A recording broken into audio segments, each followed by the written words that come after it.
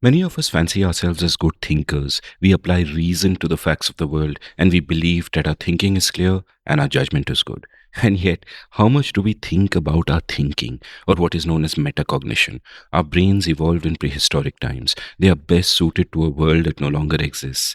They are ill equipped for modern life. And most of the time, we ourselves do not really know why we do what we do. So, charity can be an act of vanity. A show of virtue can be lazy posturing. All our reasoning can actually just be rationalization. And even my urging you to think about your thinking could be an act of self delusion. Welcome to The Seen and the Unseen, our weekly podcast on economics, politics, and behavioral science. Please welcome your host, Amit Varma.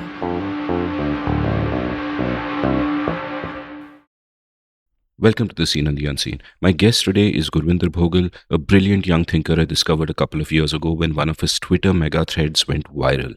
Gurwinder is a computer scientist who shifted streams to study psychology because he realized that the biggest problem in the world is not the information or education that we get, but the way our brains are wired. This is amplified in modern times by technology and social media and has had bad effects on many areas of our lives, most visibly politics, where our discourse has become so tribalistic and polarized. Some of Gurwinder's finest work is in metacognition, or thinking about thinking, but understanding that has also brought him to some incredible insights on the world around us. I urge you to visit his Substack newsletter to read some of his work. You'll find links in the show notes. Gurwinder unfortunately had just 2 hours to give me, and while I never record for so short a time, I made an exception because he's such a fine thinker that I felt I need to introduce my listeners to him. He's promised another longer episode at some point. Please go tell him on Twitter that you'd like that. For now, though, here's an excellent little taster of one of the finest thinkers of our times. I mean that. A commercial break first, though.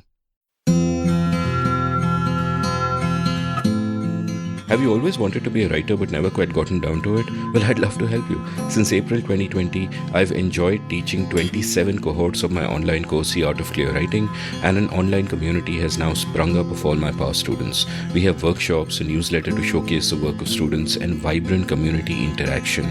In the course itself, through 4 webinars spread over 4 weekends, I share all I know about the craft and practice of clear writing. There are many exercises, much interaction, and a lovely and lively community at the end of it. The course costs rupees 10,000 plus GST, or about $150. If you're interested, head on over to register at indiauncut.com/clearwriting. That's indiauncut.com/clearwriting. Being a good writer doesn't require God-given talent, just the willingness to work hard and a clear idea of what you need to do to refine your skills. I can help you. Gurwinder, welcome to The Seen and the Unseen. Thank you, Amit. Good to be here. You know, one of the reasons I used to be negative about social media, especially a while back, and I found more reason to be positive recently, is that I used to think maybe 5 years ago that it's become so incredibly polarized. Everything is tribal. People go online, they find their ideological tribes, they want to belong. And there's that natural push to the extremes because of the way the incentives are. And this left me very despondent because it became impossible to have conversations and so on. But what sort of gave me hope was as I got into podcasting and I teach a writing course, as I started teaching that and people signed up, I realized that the tribalism comes from vocal minorities, and the silent majority of people are people who know that the world is complex, who don't necessarily have the time to, fathom all of it themselves, but they're open. They're not tribal, they're not extreme, they're open, and many of them are like hungry to learn. And to me, the way I noticed you on Twitter, and, I first, of course, saw your viral threads, 40 mind expanding concepts and all of those, which I absolutely love. But then I just poured through your newsletter and I learned so much and took notes and recommended it to so many people. And they've gone viral for a reason. And that gave me a lot of hope. It made me think that, all right, that there is hope. It's not just this mad polarized world where our brains are being turned into mush and we are being manipulated by algorithms, but people have agency and they want to figure stuff out and they want to have these dialogues. What is your sense of this? Yeah, I'm inclined to agree with you, actually. I think what we see on social media tends to be mediated by selection effects. So we always see the loudest, or we hear from the loudest people, the most sort of attention-seeking people. We don't hear the millions of people who are quietly listening. And so we get this distorted sense of the people on social media, because obviously the people that are the most in our faces become the people that we see the most.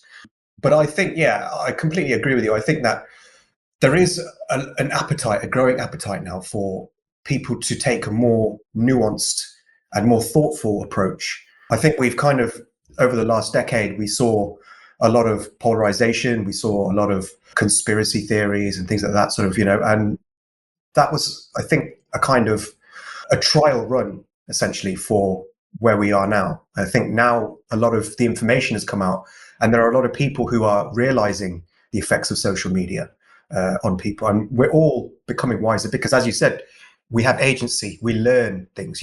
People learn from their experiences on social media, and I think that there's gradually a sort of growing awareness of the kinds of ways that it exploits us, it manipulates us. And so it's good to see. I'm not a social media doomist. I don't think that it's going to sort of destroy the social fabric or anything like that. I think that it's a new technology. It's only been around for 10 years, and it's something that we had to get used to as a species. It's completely new. We've never had anything like social media in the history of our species. I mean, the closest that we came to it was probably the printing press, but even that is a completely different thing. This is completely new. Instant communication with anybody around the world is just unprecedented. And so, yeah, I think we had to get used to it. We made a few mistakes early on, with kind of things like allowing sort of this partisanship to sort of spiral out of control. These were problems that were serious for a while. But yeah, I mean, the studies that have come out recently and over the past couple of years have shown what you just said, which is that the vast majority of social media toxicity and misinformation spreading, all of this kind of stuff is really just something that only a small number of people are responsible for. The vast majority of people are interested in just learning or just having normal relations. That there's not this sort of weird idea that everybody on social media is going crazy because they're on social media. I don't think that's true at all. And I think the best thing of all is that social media now actually gives you the tools to remedy these problems, because, as you said, there's only a small number of people causing the vast majority of all the problems on social media. So you have things like the block button, you have the mute button, and you can, people are quite reluctant to use them for some reason, but I think that it's actually essential to using social media, because there are so many of these very loud, very obnoxious people who are engaging in attention-seeking behaviors. There's been studies which have shown that social media attracts narcissists, and that these narcissists are more likely to go viral because of their attention-seeking behavior. So if you can filter them out using things like the block button and the mute button, it kind of, social media actually becomes a very useful tool for learning, for connecting. And so, yeah, I think it's not a problem, if you know how to use it. Yeah, I mean, speaking of narcissist, I used to think that social media brings out the worst in us, but I have also come to sort of realize, perhaps uncharitably, that it also empowers the worst among us. And I don't want that tinge of judgment to be there, because character is contingent, and all of that. But that's just kind of how it works. And the way I like to think of social media is that if you told me, say, in the mid '90s, when I just hit 20, that someday I will be able to wake up every morning and listen to the best minds in the world thinking aloud, I would have said that that's ludicrous. It can never happen. So if you curate your feed properly, and if you block a lot like I do, then, it can be magical.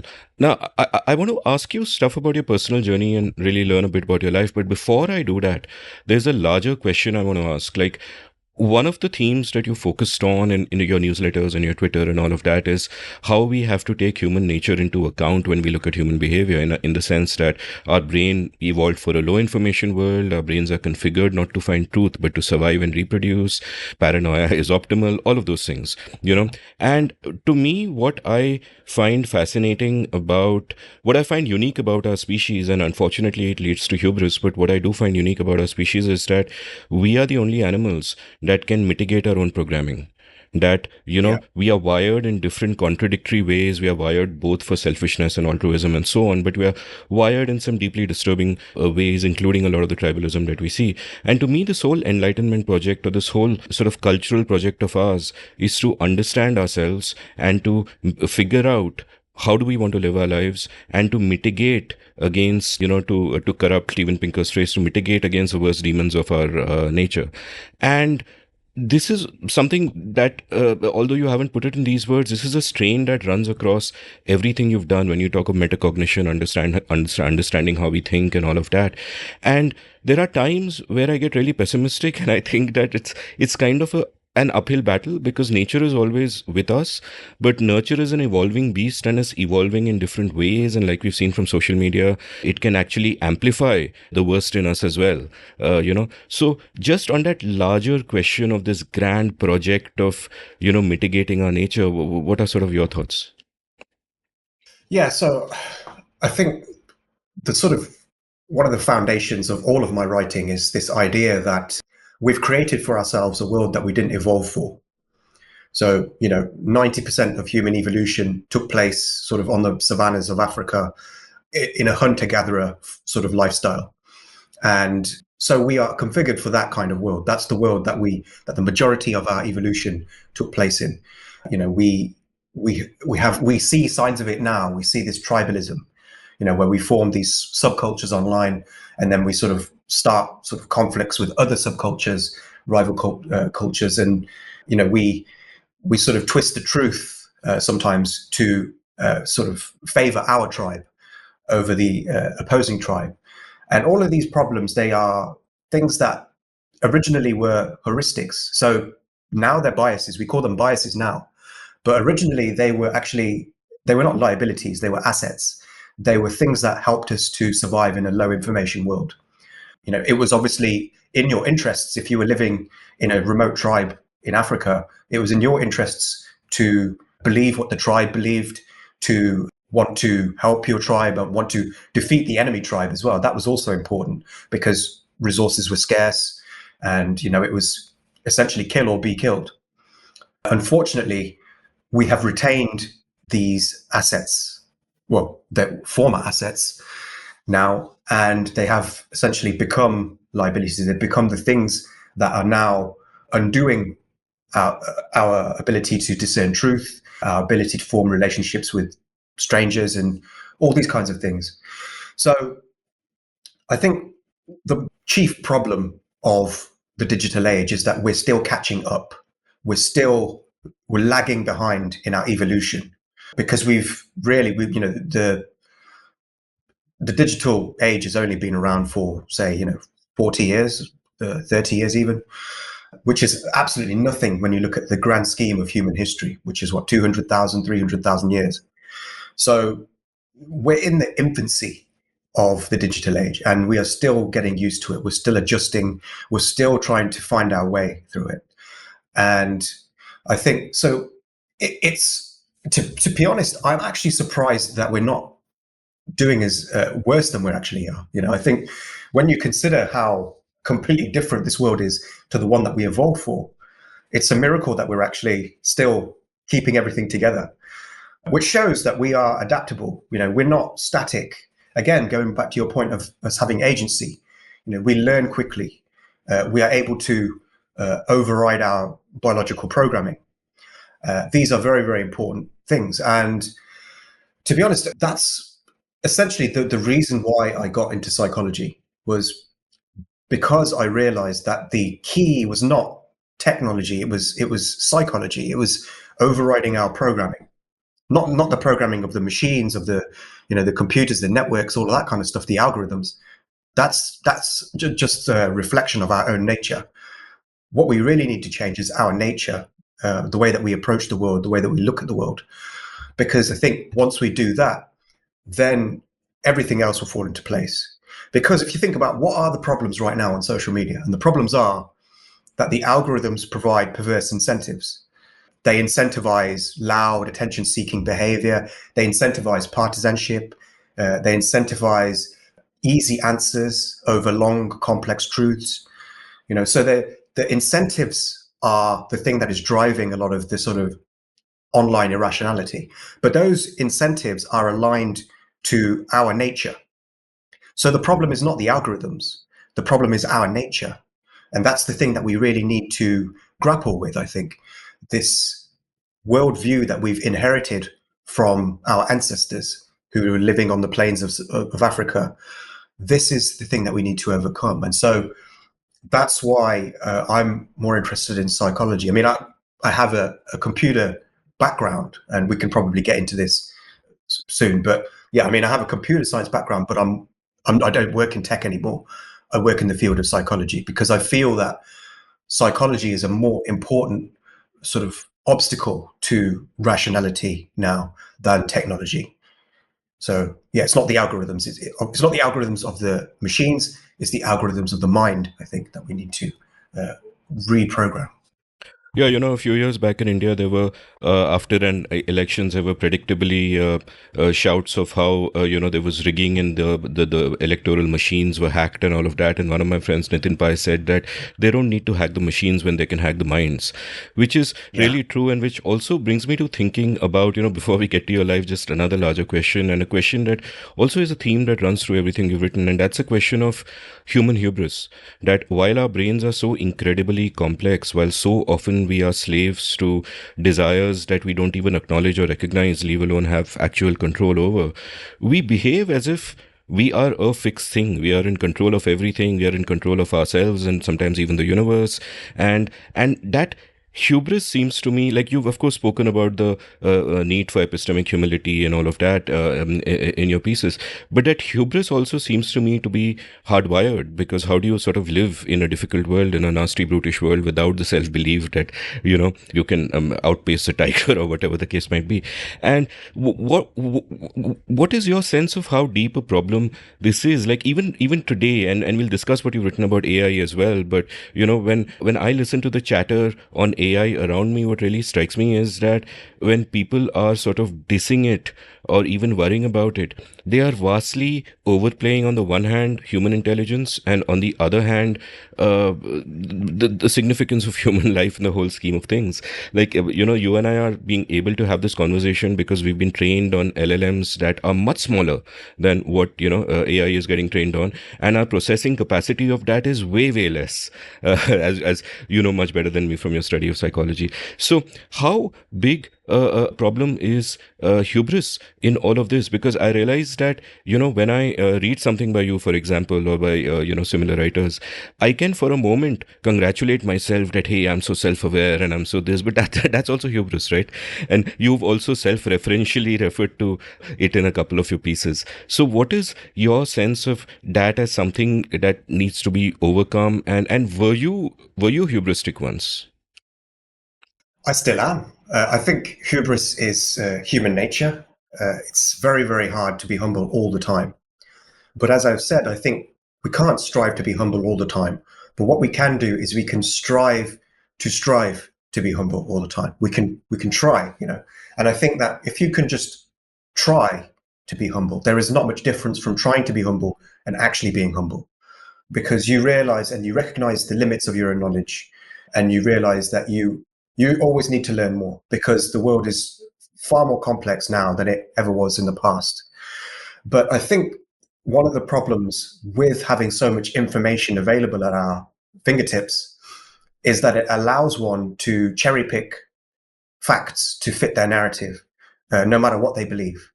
And so they can always find confirmation of their beliefs. And one of the strongest sort of biases is confirmation bias.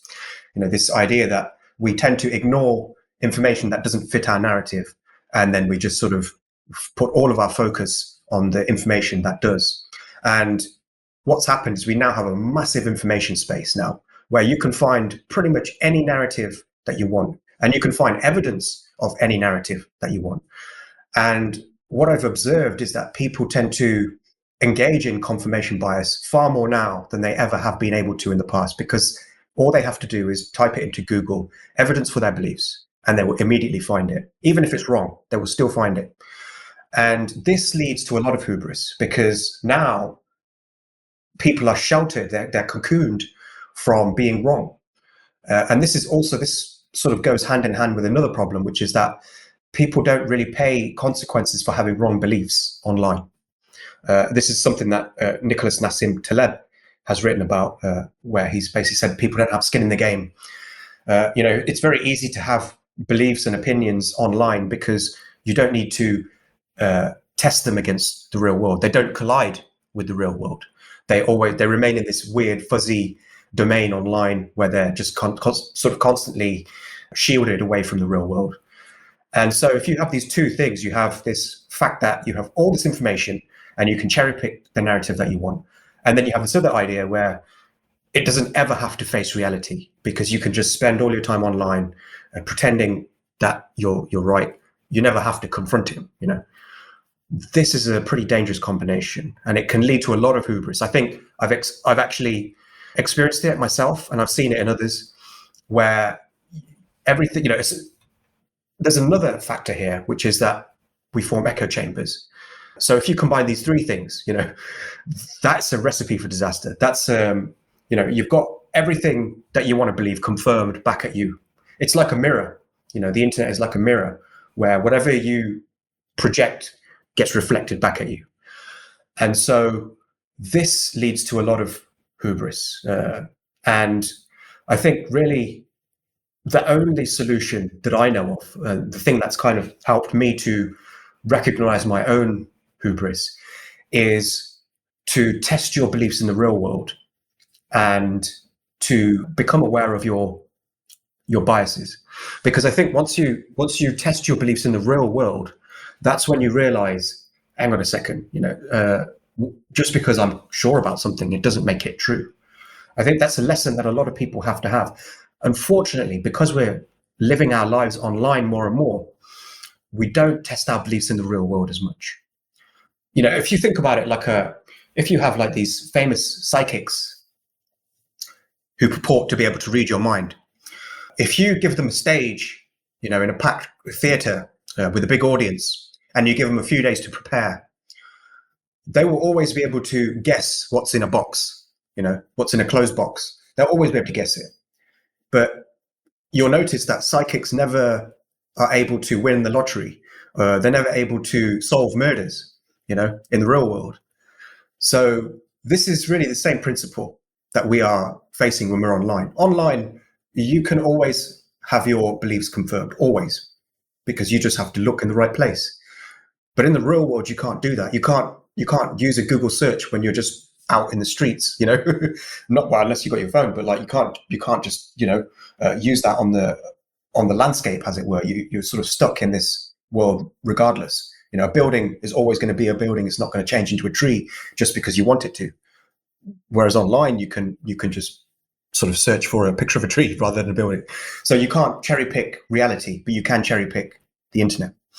And so I think once you try to make predictions in the real world, that's when you realize how wrong you are.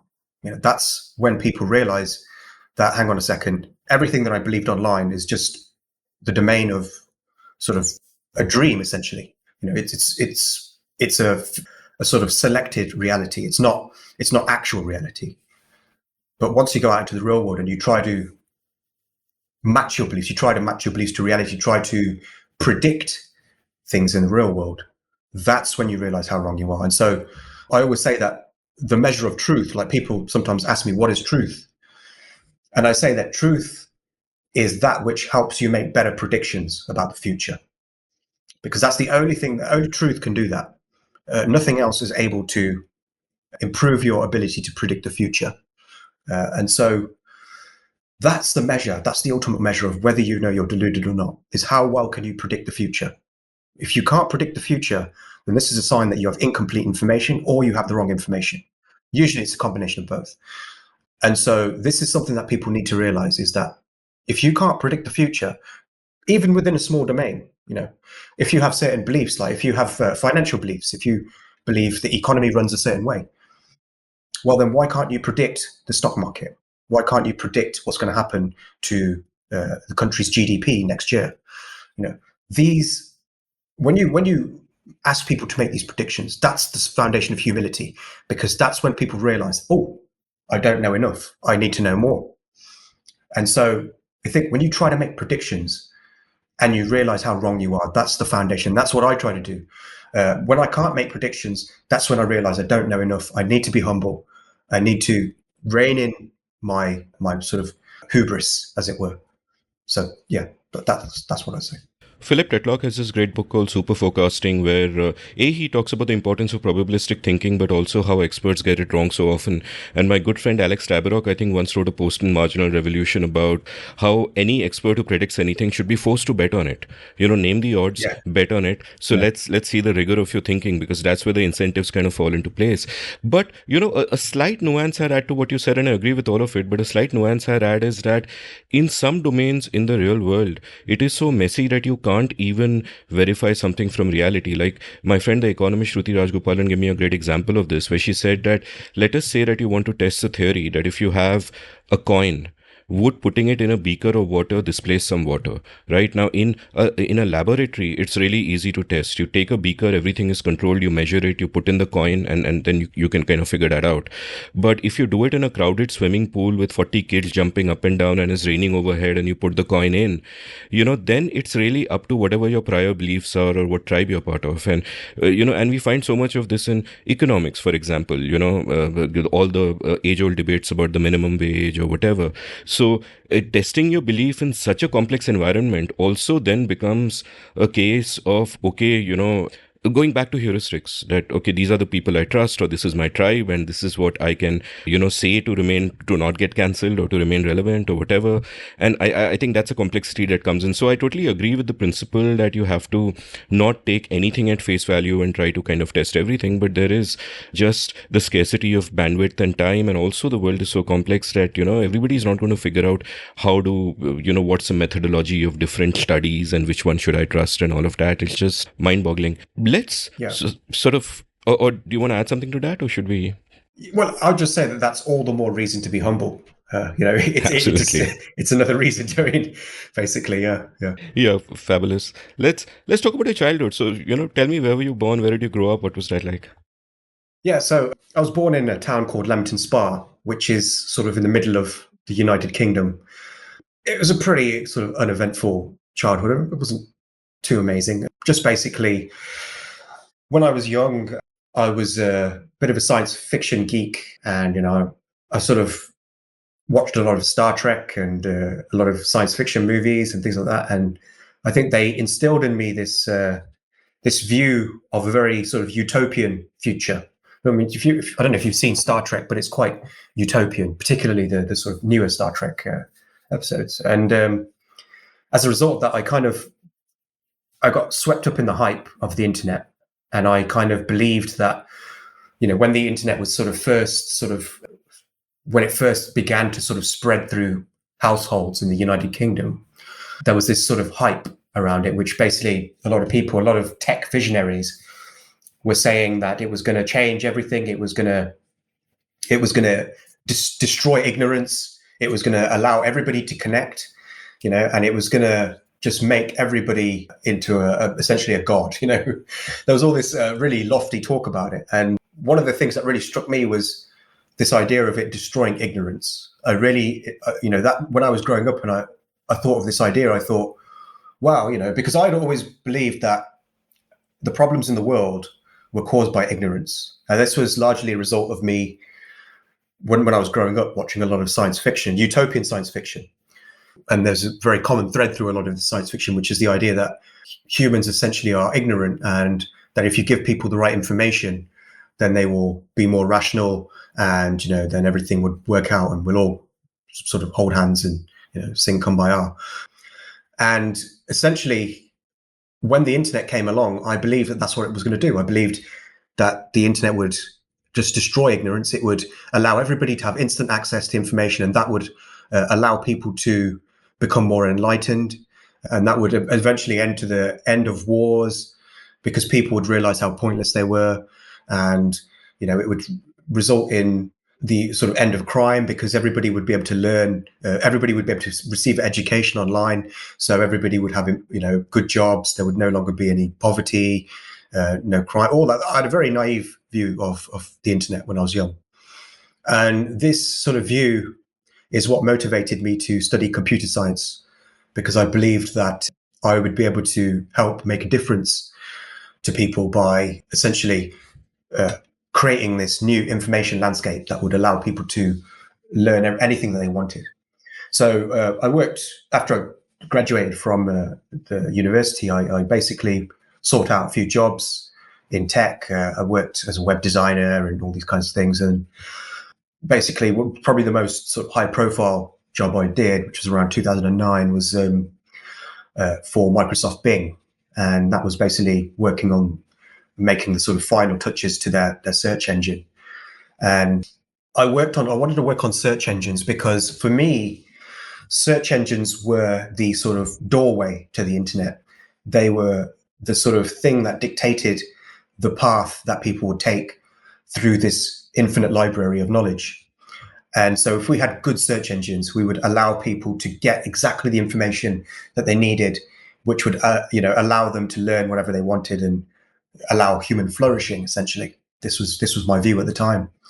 And so, I started work on the search engines. I was a very junior employee. I wasn't, didn't have a senior job or anything like that at that time. But I was working on as part of a team, primarily on the kind of testing of the search engine to ensure that it was giving people the right results to their queries. And something struck me which completely changed my worldview. And that was that people don't actually seek out the best information. Even if you offer it to them, they will not necessarily take it, because human information seeking behavior is not based on trying to determine what's true, at least not always. Sometimes it may be, but not always. Much of the time, it's actually a function of people's curiosity, and people's curiosity is simply often just a result of how much they want to be distracted and what they want to be distracted by. And so this was a big blow to my worldview, because I thought, hang on a second, this whole view that I had that information was going to enlighten everybody and, lead to human flourishing might not necessarily be true, because you can give people the best information. We were giving people the best information on the search engine. We were giving them the peer-reviewed academic studies. We were giving them the Pulitzer Prize-winning journalism.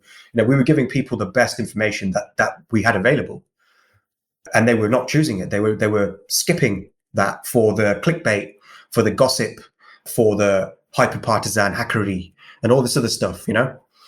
So I realized, this is a bit of a tricky obstacle here, because you can give people the best information and they're not going to take it. So then what? What then? And that was something that completely changed my worldview, because I realized, hang on a second, this is not going to lead to human flourishing. If people are just seeking out the wrong information that pleases them in the moment, rather than the information that's actually true, then giving people all the information in the world is not going to change anything. It's just going to make people dig even deeper into their desired delusions. And so this caused me a lot of difficulty, and I had to really rethink my sort of place in the world and what I was really trying to achieve. I thought, if I'm here and I'm giving people this information and they're not even accepting it and they're choosing this other stuff instead, what am I doing here? So that led to me having a long rethink about my career trajectory. And I eventually came to the conclusion that the limiting factor, the bottleneck, was not the technology. It wasn't the search engines. It wasn't the algorithms. It wasn't any of that stuff. It was human desires, because it was the human desires that were essentially the foundation of everything. They were the foundation of humans' behaviors, but they were also the foundation of our algorithms. Our algorithms were based on what humans desired, because obviously if you have a search engine, you have to give people what they want. You can't give people what's true, because then people are not going to use your search engine, And obviously Microsoft being a business, they had to make money. And so they had to tailor their algorithms to human desires, regardless of how irrational those desires were. And so I decided I couldn't really work here. I couldn't do this thing because it was just against what I was trying to achieve in the world. I thought to myself, if this is what, if essentially working in search engines is essentially just following people's desires and giving people what they desire, then all that's going to do is it's going to encourage people's more animal behaviors. their primal behaviors like sort of partisanship and all that kind of stuff. And so I decided that what I needed to do was not debug the tech algorithms, but to debug the biological algorithms, the algorithms of the mind. And that was when I decided to leave the tech industry and to sort of pursue a career in psychology instead of technology. But unfortunately for me, life was quite difficult because I didn't have any real background in psychology. You know, I was educated in tech. I was a computer science grad. I had an A-level in psychology. A-level is the qualification in the UK that you take between school and university. So it's after GCSEs, but before university. And I had an A-level in psychology, but that was the highest sort of qualification I had. It wasn't enough to forge a career in psychology. I did want to, at one point, I did consider pursuing a degree in psychology, but I came to the conclusion that that probably wouldn't be worth my time because I have a lot of respect for the topic of psychology, for the sort of field, for the subject of psychology, but not for the field of psychology, because I feel that, you know, even at that time, I was kind of aware that a lot of it was just sort of gobbledygook. A lot of the stuff coming out of the academic institutions wasn't replicating. It didn't have scientific rigor. And so I was not very interested in actually doing a degree in psychology, but I was very interested in the subject of psychology. And so I decided, instead of, you know, doing a degree, I decided to get some real world experience. And that led me to do something quite unusual. So at the time, this was around sort of 2010, and the UK media was filled with this guy called Tommy Robinson. There's a lot of conversation about this guy. And basically, I don't know if you know him, but he was basically a guy who had reacted to this kind of perceived increased Islamification of the United Kingdom and sort of this perceived increase in terrorist attacks from jihadists in the UK. And he sort of represented this growing movement of people who were very angry at the sort of Muslim population for sort of aiding and abetting this as they perceived it. And so that in the town of Luton, which was about 20, 30 miles north of London, he had basically created this movement called the EDL, which was designed to sort of fight back against this perceived Islamification of the United Kingdom, because the town of Luton is a very sort of strongly ethnic Bangladeshi, ethnic Pakistani demographic. So it's a very big Muslim population there. Most of the people who live particularly in the Bury Park area, are Muslim, and they're quite conservative Muslims as well. And so he was from this area. He was sort of lived nearby, and he sort of created this coalition of people to protest against this, what he perceived as this community protecting jihadists, protecting Islamic hate preachers and groomers and all this kind of stuff, groomers of young non-Muslim girls. And so this led to a lot of conflict in the town of Luton, because Luton was not just home to Tommy Robinson and his movement, the English Defence League, or the EDL. It was also home to, or at least it was a stronghold of the deadliest jihadist group in the UK, Al-Muhajirun. This was a group that was responsible for a lot of attempted terrorist attacks, big, large-scale ones, and also was linked to the 7/7 bombings. And later, it was also linked to the Paris attacks. But yeah, I mean, at this time, Al-Muhajirun was also in the papers, because a lot of its members were engaging in pretty sort of radical behavior, where they would publicly burn poppies on Remembrance Day. They would abuse soldiers who were engaging in parades. They would march through the streets. There was this one thing that they did where they would go through the streets, and, you know, the big billboards which had female models on them, they would use spray cans of black paint to spray paint burqas over them. So that, you know, they were quite sort of sensationalist in their behaviors, and they were trying to attract attention, and they got the attention. So there was this conflict between the EDL and the Al-Muhajirun. They were engaging in street fights. They were setting each other's buildings sometimes on fire.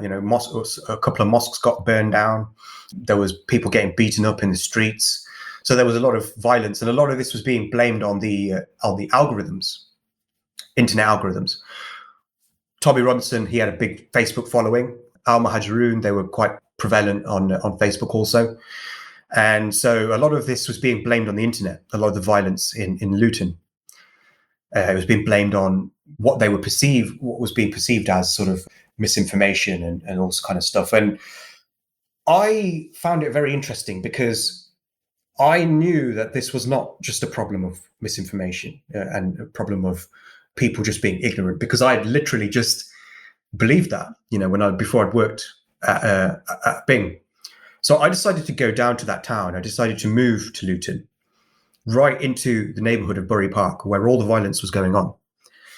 And I decided to monitor the situation myself to see if I could actually determine what was going on, because I found this to be a great way to sort of build up my own portfolio of work. I thought if I can go there, I could take some pictures of the violence, I can write about it, I can sort of interview people, try to build up a picture of how this town descended into chaos. And I had my beliefs confirmed. Not every belief confirmed, but I did. My general sort of view of things, my new view of things was confirmed, because I realized that the people who were jihadists, particularly, they were not people who were ignorant as they were portrayed, particularly in the left-wing newspapers of the UK. The left-wing newspapers like The Guardian and The Independent, they would portray jihadists as people who'd been left behind by society, people who had not received due care from society, people who had not received proper education, people who were lower on the socio-economic scale. That was the sort of general narrative. But that was not true. That was something that I realized was not true, because a lot of the jihadists, and particularly the jihadist leaders, people like Anjem Chowdhury and Saif al-Islam, these people were highly educated people. Saif al-Islam was an architecture graduate. Anjem Chowdhury, he was a lawyer. There were medical doctors amongst them, engineers. These were highly educated people. They also came from middle-class backgrounds. They were not impoverished. They had a better life than many of the native white people, and they still had rejected the UK's values. They had rejected the idea of democracy, and they had embraced this violent sort of totalitarian ideology, irrespective of their background. So it was clear to me that this was not just about them having a bad upbringing. They'd been given all the opportunities in the world. They'd been given all the right information. They'd been given a good education, and they'd rejected it. Just as I'd seen when I was working at Bing, how you give people the right information and they will reject it for the easy answers. So it became clear to me even more now that this was not a problem of algorithms, as we were being, this was not people not receiving the right information. This was people being given the right information, but rejecting it. And so I wrote about this. I wrote a long 30,000 word article about the kind of animating forces. I kind of sort of delved into the government's sort of experiments with jihadists in the 1990s as well, but that's something for a whole new conversation. That's another rabbit hole. But yeah, there was a lot of I think a lot of my understanding of human beings really came from that sort of those couple of years that I spent in Luton studying jihadists and those sort of anti-Islamic far right nativists, because I realized that this was not a problem of the algorithms. It was a problem of human desires. The human desires were the thing that was causing a lot of this. So the next stage in my life was to try to work out, how do we find a solution to this? How do we make people aware of these biases in their desires, biases in their information processing and information seeking behaviors? And so that was when I became interested in sort of social media, because at this time, social media was beginning to really pick up. It was becoming even more of a problem, but it wasn't Facebook. Now it was Twitter. It was even shorter form. And, this was leading to a whole new host of problems.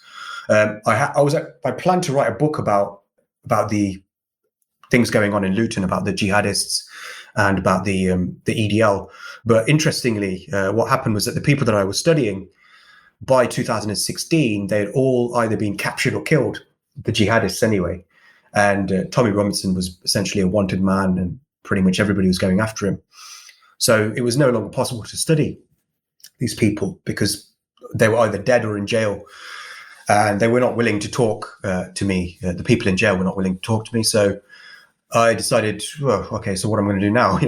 This was kind of like, this had been my life for a couple of years, but now all of these people had essentially been locked away. I mean, after the Paris attacks, there was a big crackdown on jihadists in the UK. And al-Mahadroon was essentially disbanded. There was a massive crackdown that essentially not even jihadists could sort of overcome. And so I was trying to look for a new way to apply my knowledge and to try and learn about human behavior. And I found it in the culture wars, which began in 2016, just as sort of the jihadist threat began to dwindle in the UK. There was a new conflict. This time it wasn't between Islamists and anti-Islamists. This time it was between the left and the right. The populist, well, the sort of elitist left and the populist right. So you had the kind of left composed of the New York Times writers and academics and a lot of these kind of more elite people. And then you had right wing, which was more populist. And this was supercharged by the election of Donald Trump, or his kind of campaign at that time. And this was essentially the same thing over and over again. It was the same thing as the conflict in Luton. It was people having access to the right information. Again, these were academics. These were people, who were well educated. They were not low on the socioeconomic scale. They had more than enough money. This was a problem of them having the wrong desires because they were not desiring the truth. They were desiring to fit their tribe. They wanted to do a sense of belonging from their tribe. They wanted information that sort of confirmed the beliefs of their tribe. They wanted information by which they could denigrate the opposing tribe. So these behaviors, I saw them again online. It was essentially the same thing. It was happening on the left and on the right. The people on the right, again, people like Donald Trump, they were rich. They're very, very rich. This was not a problem of socioeconomics, but they were essentially choosing the bad information over the good information. They were choosing to reject all the education they'd received. They were choosing to reject the kind of the civility that they'd been offered by democracy, and they were just engaging in this essentially I'll call it authoritarian behavior on both sides. And so this became my new project, something I became very interested in, and I realized that what I needed to do was to try to use social media to try to create memes that would essentially act as a kind of antibody to the mind viruses that I was witnessing online. Because all these behaviors were essentially like viruses. They were like mind viruses. You had people who would have a narrative in their head. They would spread that narrative to other people online using the network to sort of create an exponential growth, just like a pandemic. And eventually you'd have huge populations completely enthralled to this virus, to this mind virus. So I had this weird idea of using the same transmission pathways, the same networks, to try to kind of spread antibodies to these mind viruses. And this is where I got the idea for my megathreads. So my megathreads were short, easy to understand concepts, which help to sort of reveal our biases, reveal our perverse incentives, to reveal the ways in which our information-seeking behaviors are not rational. And the way that I did it was because I realized that it's the small, simple, easy answers that people want.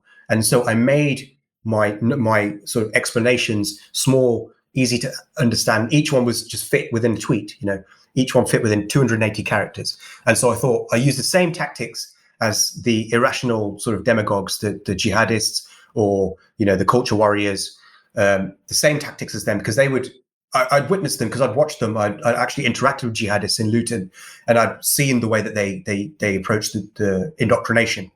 And they used simple, easy to understand narratives. Very, very simple. You could eat like bite size. So you can know the entire story that they want to tell you within a couple of sentences. Very, very clever, because it means that even if you reject their message, you still hear their message, because before you can even make up your mind that you don't want to hear their message, you've heard it. By the time you decide you don't want to hear it, you've already heard it. So I did the same thing. I thought, if I make the biases, my knowledge of heuristics and biases and all that, if I make that fit within a single tweet, all people have to do is they just have to glimpse it, and then they will get that information.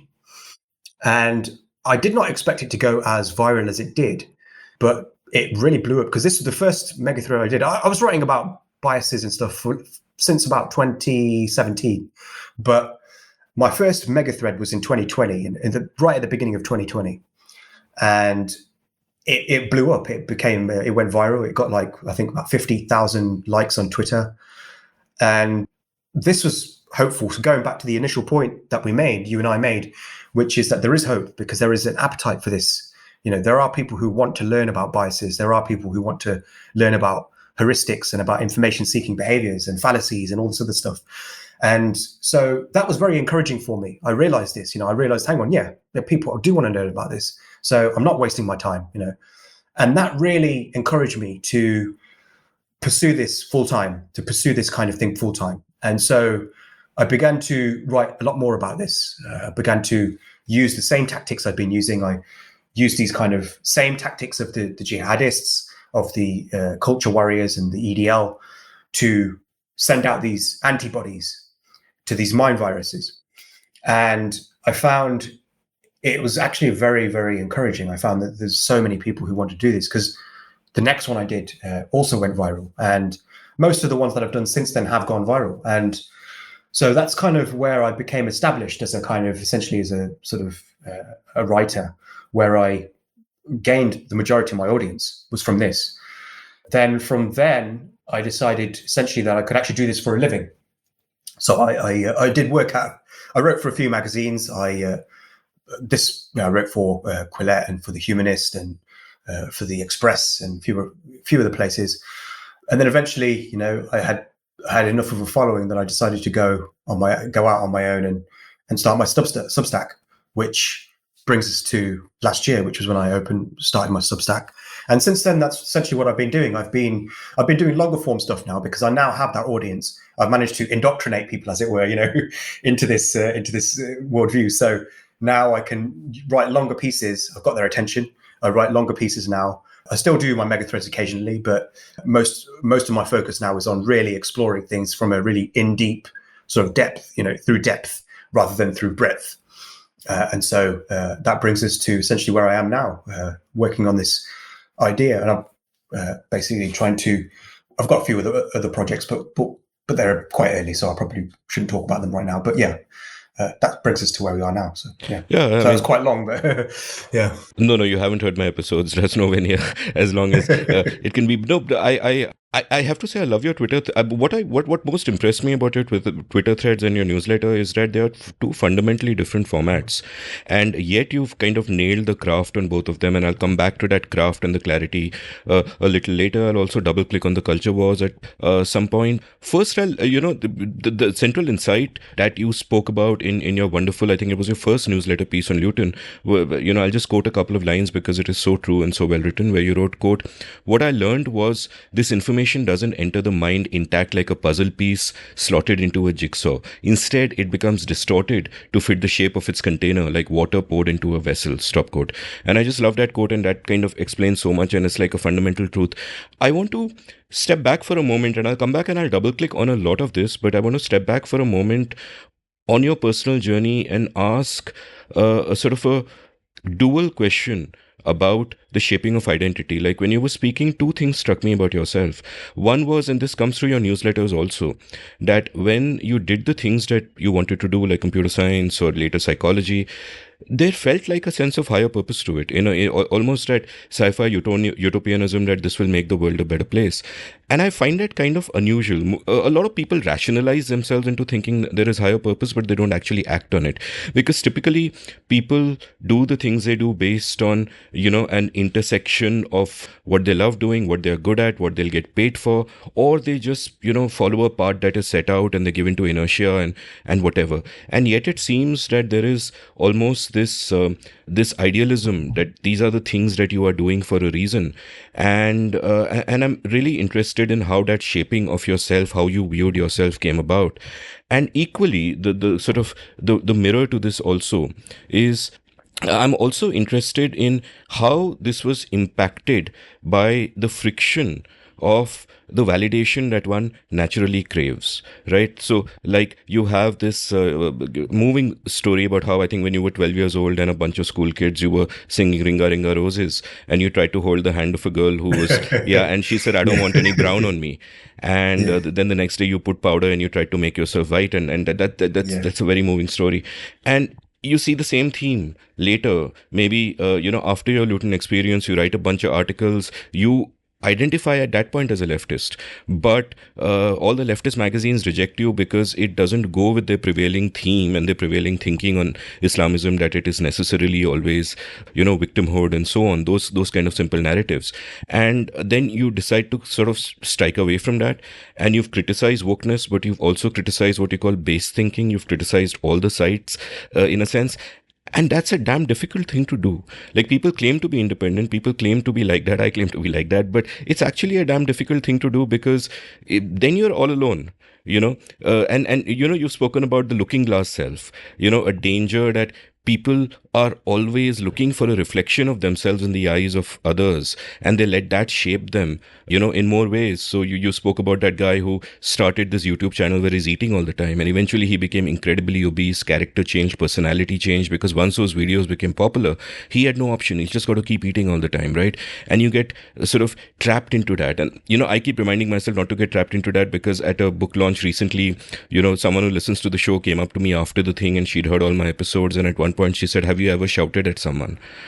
And it was a funny moment, but I said, oh fuck, this is not me. People think that is me, and now it's a danger I have to avoid, to get trapped into some hyper rational sort of model that people have of me. So again, to kind of sum up, dual question. One is, how was your shaping of yourself, in the sense of what did you see yourself as, and how did that evolve over time? And the second is that, what does one do about validation, the looking glass self? Because in a sense, all of us are sort of looking glass selves in a way, right? We can't completely be immune from that. So tell me a little bit about, the shaping of you through this period of time.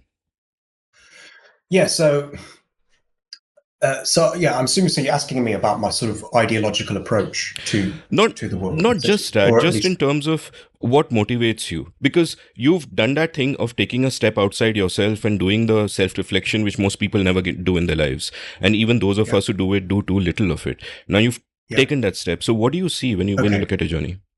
Yeah, so I mean, I would consider sort of. I do consider myself to be ideological. I consider everybody to be ideological. So my motivation is ideological. I think my original view of things was, as I said before, I was a kind of utopian. Believe that I've always wanted to do good for humanity, because I believe that, there's one of the things that I don't like to see is I don't like to see people suffer, and this is something that I've always felt, since I was a child, and I kind of want to find ways to improve human life for other people. It's just sort of just a natural tendency that I sort of have, and this is what attracted me originally to leftism. Was this idea, when I was young, that leftism was all about helping other people. It was all about raising up the impoverished and the downtrodden, and essentially sort of fighting tyranny. Those were very, very powerful ideas for me when I was young. And so, I kind of became a leftist sort of when I was probably around 16 or 17 years old. So I was very young. And basically that guided my kind of approach to a lot of politics. I mean, I wouldn't say that I was very political at that time. I was, I did have leftist views, but I wasn't like, politics didn't take up too much of my day when I was very young. It was more when I sort of began to use social media. I think that was when I became more political, and I think that was because I was around other leftists. This was early, sort of around sort of 2010 and 2011, right when social media was still quite a new thing. And immediately, I formed an echo chamber with other leftists, and I had this view of sort of helping human beings. I was a leftist, but I was also a humanist. I've never believed in God, or at least the only times when I did believe in God was probably like a week after my mother died when I was a child, and a week after my father died as well, which was a little bit later on. But those were just natural processing, grieving processes. But aside from that, I haven't really believed in God very much. I've always sort of, as far back as I can remember, I've been an atheist. And so that's informed a lot of my worldview as well, because I had this view that God's not going to help us. We can't rely on God to save the world. We have to do it ourselves. And so that combined with my kind of natural belief in helping people, I think created this kind of leftist, humanist worldview, which was very common, very prevalent amongst intellectuals. I don't know if that's prevalent in India, but it's prevalent in the sort of West. And this was sort of the kind of culture that I sort of became part of, online. It was the community that I formed. Part of that became part of online. And so that, because this is a very popular worldview, leftist atheism, humanism, very, very popular, almost cookie cutter, for an intellectual. I'd say that probably the majority of intellectuals fall into that kind of worldview, especially in the sort of literary world. And so, I had my beliefs constantly sort of reflected back at me in everywhere. Like, I was fond of science fiction. In the science fiction world, all the writers are leftists. They're all pretty much atheists. So everything, my entire culture was reinforcing my views at that time. And so I didn't really question leftism or even atheism. I didn't question these until it was around sort of 2016 that I began to question it. And then 2017, where I really became disillusioned with both of them. I mean, this is not to say that I started believing in God. I still don't believe in God. I'm still an atheist, but I now have a different view of religion. And a lot of that is due to the things that I've learned from stepping out of my bubble, stepping out of my ideological bubble.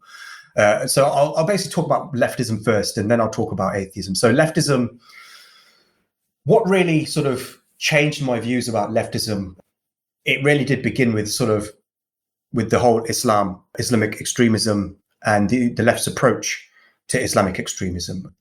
So one of the people who really influenced my childhood and my adolescence, my sort of teenage years and my early adulthood was Christopher Hitchens and Richard Dawkins and Sam Harris, but particularly Christopher Hitchens. There was the whole new atheism movement, and this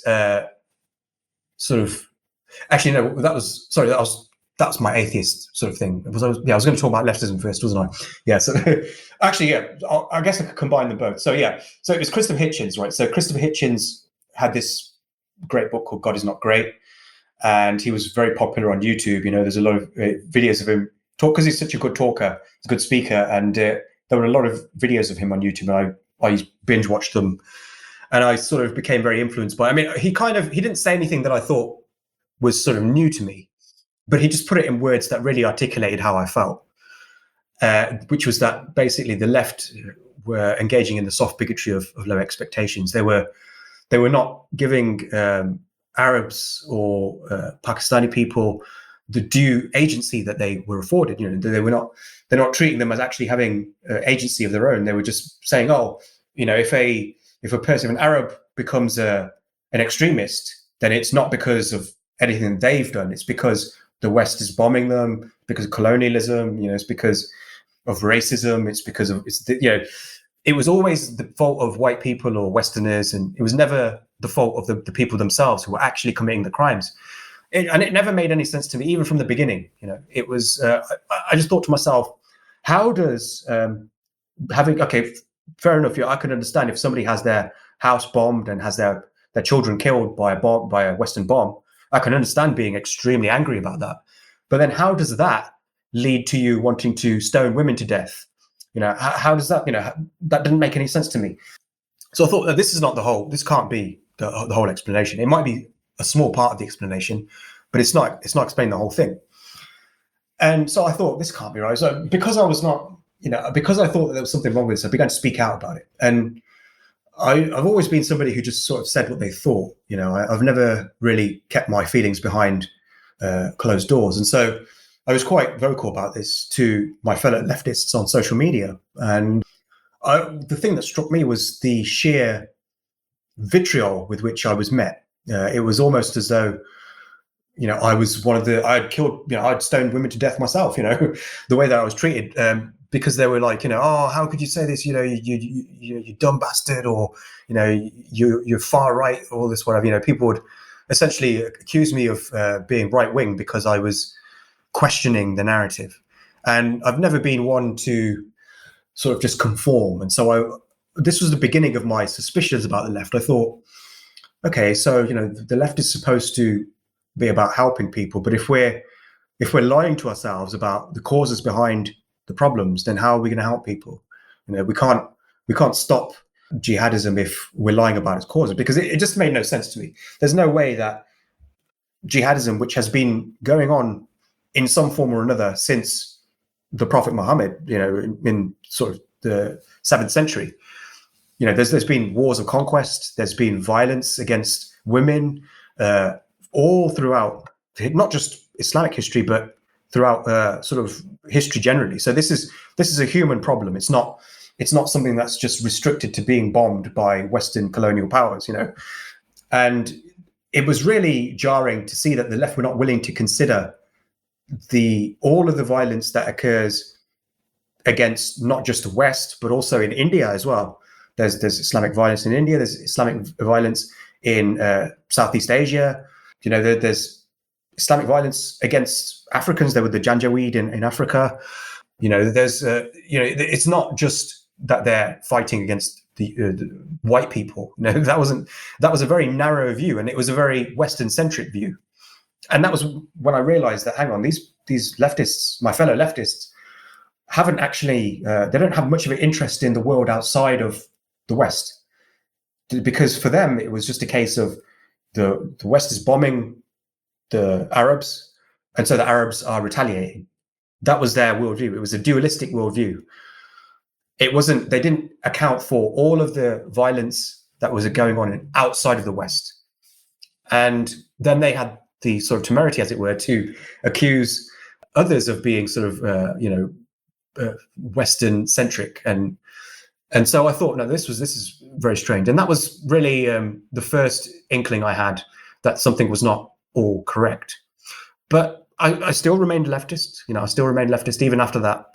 And I continued to sort of support leftist causes. But then by the time sort of 2015, 2016 came around, then there was a new problem that needed attention, which was the Me Too movement, which was basically when a lot of women came out and said, look, we've been experiencing sexual harassment, sexual abuse, and we've been forced to be quiet about it all this time, but we're not going to be quiet anymore.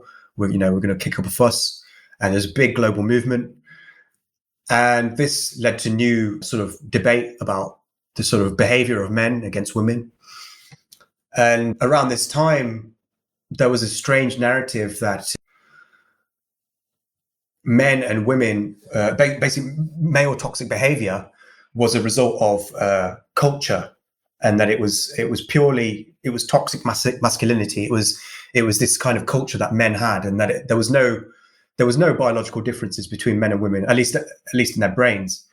There was this strange view that began to sort of take the left, and that the reason that men were acting the way that they were was because they were toxically, they were engaged in a toxic culture, and that if you just change the culture, then men would suddenly be, act perfectly civil and everything would be all right.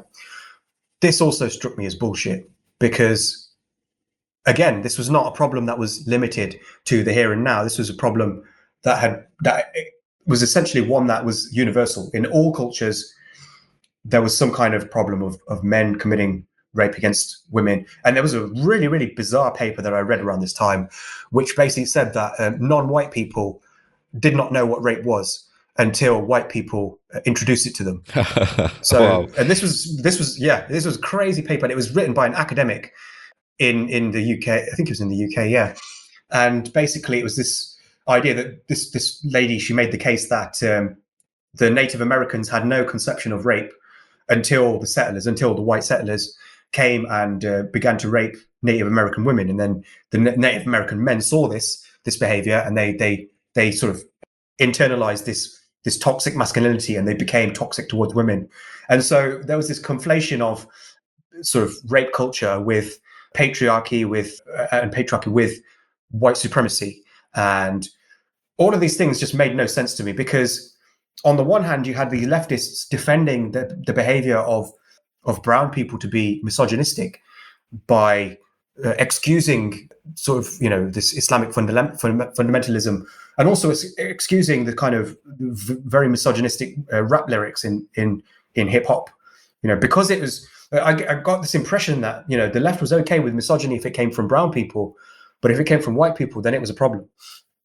And this was unfortunately confirmed by a lot of the people that I began to sort of hang out with, and sort of the circles that I was moving in, where people would never criticize Islam. They would never criticize Islamic misogyny. It was always white people's misogyny that they would criticize. And this, again, was the soft bigotry of low expectations. These people didn't seem to think that brown people had agency. They seemed to only believe that, if white people did bad things, it was the fault of white people. If brown people did bad things, it was the fault of white people. So it was always the fault of white people. And again, this just did not make sense to me, because I was interested in solutions. I wanted to find solutions to problems. I didn't just want to, sort of engage my ego by sort of ranting about them online and just sort of pretending that I was going to fix the problem just by complaining about it. I actually wanted to find solutions. And I realized, hang on, this is not going to lead to solutions. Just blaming everything on white people is not going to lead to solutions. And again, at around this time, 2015, you had a big surge of support for people like Donald Trump. You had a big support for Brexit in the UK. And a lot of this was fueled by this new anti-white sentiment that was just becoming a pandemic through the West, driven largely by the sort of primarily leftist media, that Hollywood, most of the sort of information traffic, the cultural traffic in the West was governed by left-leaning institutions. So Hollywood was left-leaning. Even Silicon Valley at that time, it still is left-leaning. The kind of academia is left-leaning. Publishing industry is left-leaning. Broadcasting industry is primarily left-leaning. So a lot of the culture was being fed to the people, and they were getting sick of it. A lot of people were reacting angrily to this, everything being blamed on men, everything being blamed on white people. And I began to really think, hang on, this is not working. This is leading to more problems than it's solving. It's not solving any problems, it's just leading to problems. And so I realized, hang on, maybe the left's approach is not actually the right one, because they seem to be more interested in demonizing certain groups of people and sort of exonerating other groups of people, And again, I saw this in the sort of 2017. In 2017, there was this problem with James Damore, which was another thing that really was a major influence in my thinking, where a guy called James Damore, who's an engineer at Google, he was basically told by his employers to write about diversity, because this was a sort of group exercise that everybody in his sort of group had to do. And so, they basically, the employers said, write about diversity and your thoughts on diversity.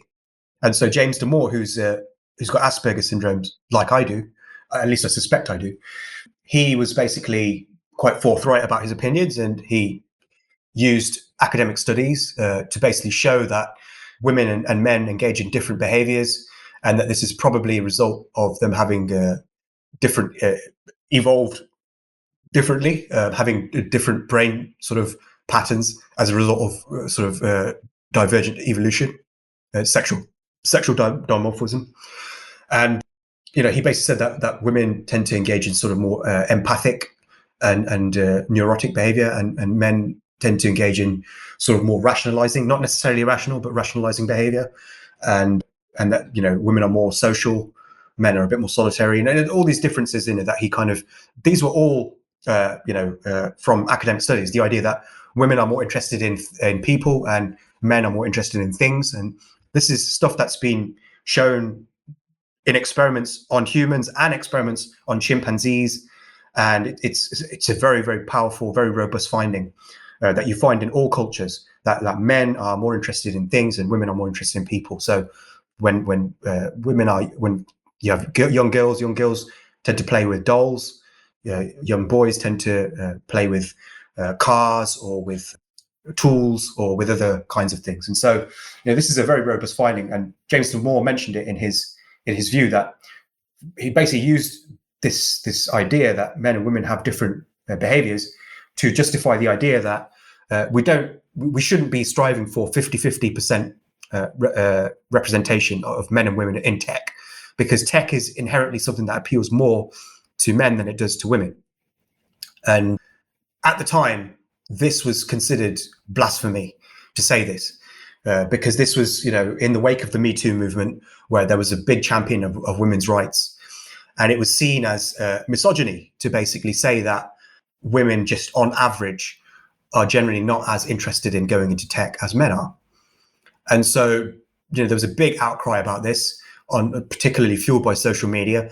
A lot of people called for James Damore to be fired.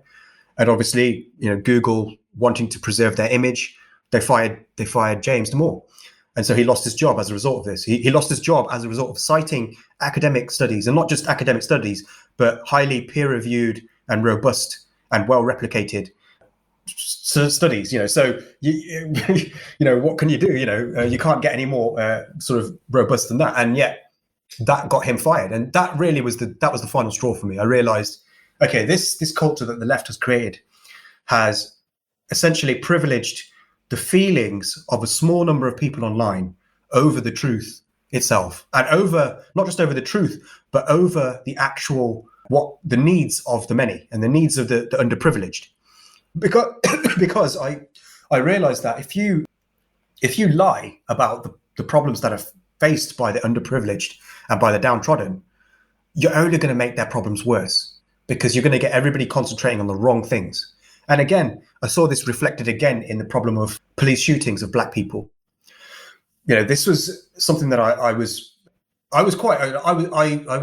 indoctrinated by the New York Times and by the sort of mainstream media, the Washington Post and the Guardian, into believing that there was kind of like this massive epidemic of violence against black men by police.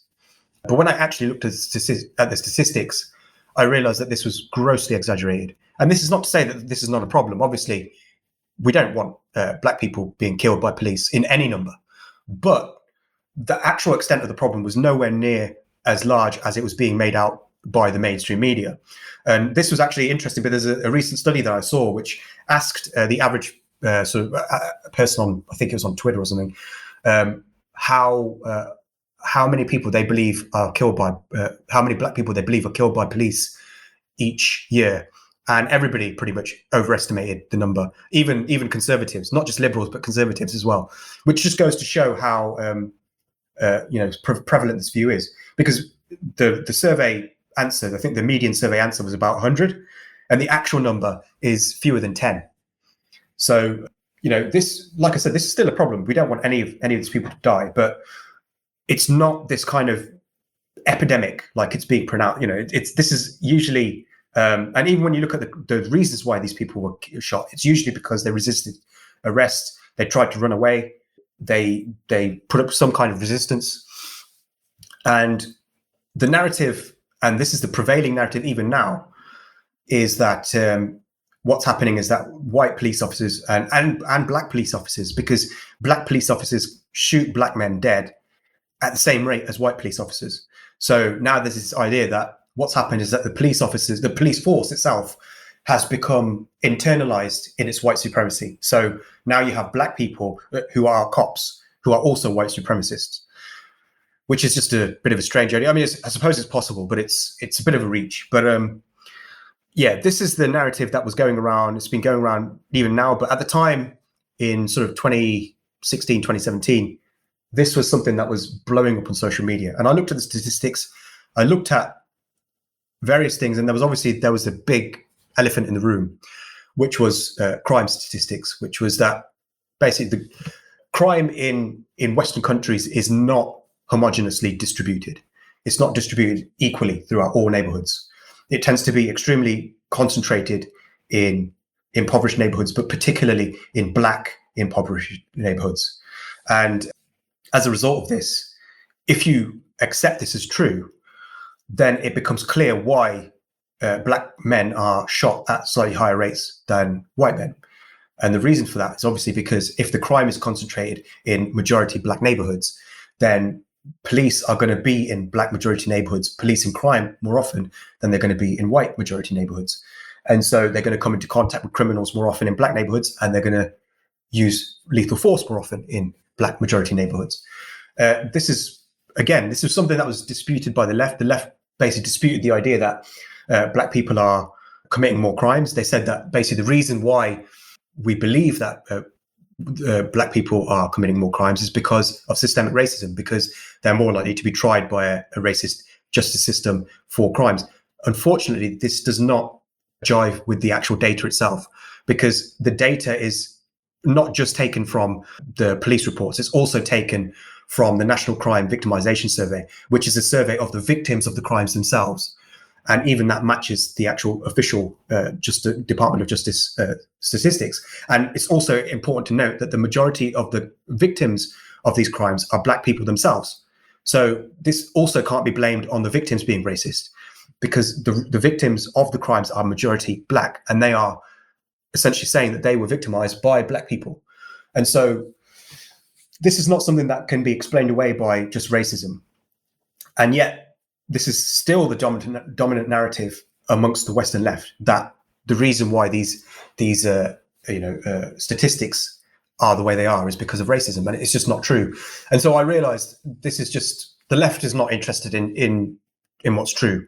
They're interested in essentially demonizing certain groups of people, i.e. men and white people, and they're interested in exonerating certain groups and essentially playing up the victimhood of certain groups, i.e. Black people, women to a certain extent, and I guess trans people would probably fit into that as well.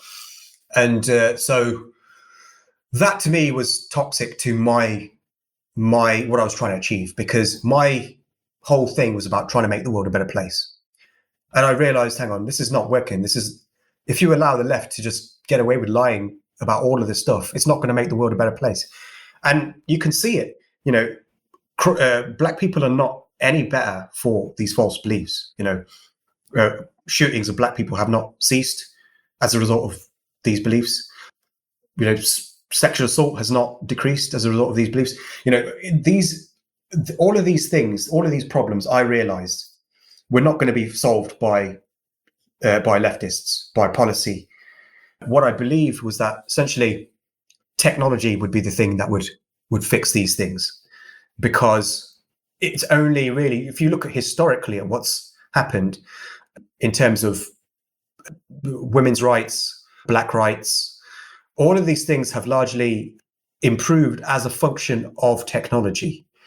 And the reason for this is because technology allows people to spread awareness of injustices. It allows people to mobilize. It allows people to form solutions, to have debates. It's essentially the technology that is driving most of people's, of the sort of social justice, actual social justice, not perceived social justice. Whereas a lot of this kind of hyper ideological stuff is just making things worse. It's just leading to the election of people like Donald Trump. It's leading to Brexit, which ultimately harm the rights of these minorities more than helping them. So this was really where I began to deviate away from the left. I realized that the left are not interested in answers. They're interested in playing this game online, the culture war, which is essentially just a video game where people assume these identities and then they basically just sort of pretend like they're fighting for history, to be remembered on the right side of history, kind of thing.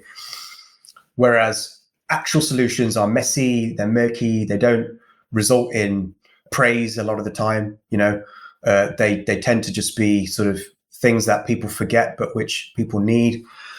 And so I realized that, if the left is not willing to embrace the truth, they're not going to solve any problems. And I was tempted, I was tempted to go to your other point about how do I avoid audience capture. I was tempted to. I found myself being very angry, right, in 2017 because I felt like I'd been betrayed essentially by the left.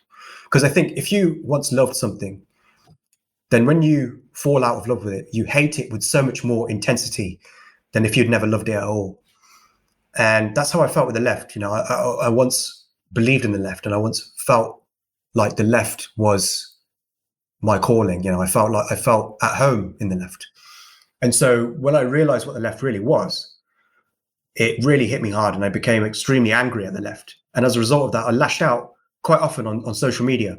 In 2017 on social media, I was pretty partisan myself because I was so outraged at what I perceived as a betrayal of my values by the left that I kind of lashed out, and I gained a pretty large right-wing audience as a result of that, because people saw me criticizing the left with such venom and such animosity that they assumed I was right-wing.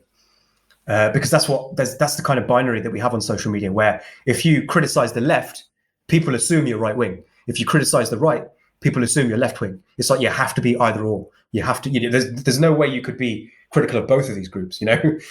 And so I did find myself being kind of.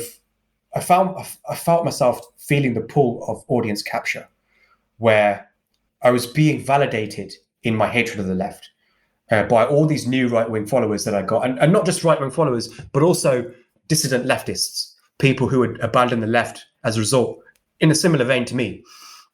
So all of these people were egging me on. They were basically saying, "Yeah, this is brilliant what you're saying. Please say it louder, And so I was saying it louder, and I was saying it louder, and I was getting myself angry because I was seeing all this crazy stuff, this woke stuff, blowing up online. This was really hitting its stride now. Woke sort of takeover of leftist institutions had really hit in its stride. But about sort of 2018, this was when it was peaking. And so I was in outrage by all the stuff I was seeing on social media. This stuff like that stuff about how rape was an invention of white men. Just bizarre stuff like that. And it was really angering me. And I I just gave into my anger. I succumbed to my anger to a certain extent. Fortunately, I was well aware of what was happening to myself because I'd studied this happening in other people for years now. And so I realized that, hang on, this is not good for me, what I'm doing. I'm becoming a partisan. I was becoming like a conservative partisan. So I was swinging the other way. And so I started making a conscious decision that every time I criticize the left, I will also criticize the right for something. I decided to do this as an exercise for myself to keep myself on the straight and narrow, so that the needle was never going too much to the left, never going too much to the right, and I was keeping my independence. And this was something that I did. I made a habit of. So whenever I found something to criticize the left about, I would find something to criticize the right about. And I did this constantly until it became a habit. And it allowed me to keep this kind of even-handedness, even though I was probably more biased against the left than I was against the right, because I'd never been on the right. I'd always seen the right as irrational, but I'd once seen the left as the hope, as the promise for humanity. And so my hatred of the left was stronger, because I think betrayal, it hurts somebody more than just outright enmity. And so, even though I had more hatred for the left, I kept my criticisms even. And so that became the kind of foundation of my sort of political view, where I don't really consider myself a centrist, even though I probably would generally be called a centrist by other people. The way I look at it is that I'm a political spectrum non-binary. So I don't really regard myself as being on the political spectrum anymore. I think that the political spectrum is a relic of 18th century France, right? And it's something that, it was good at the time that it came around, where you had this standard binary of like a radical versus reactionary.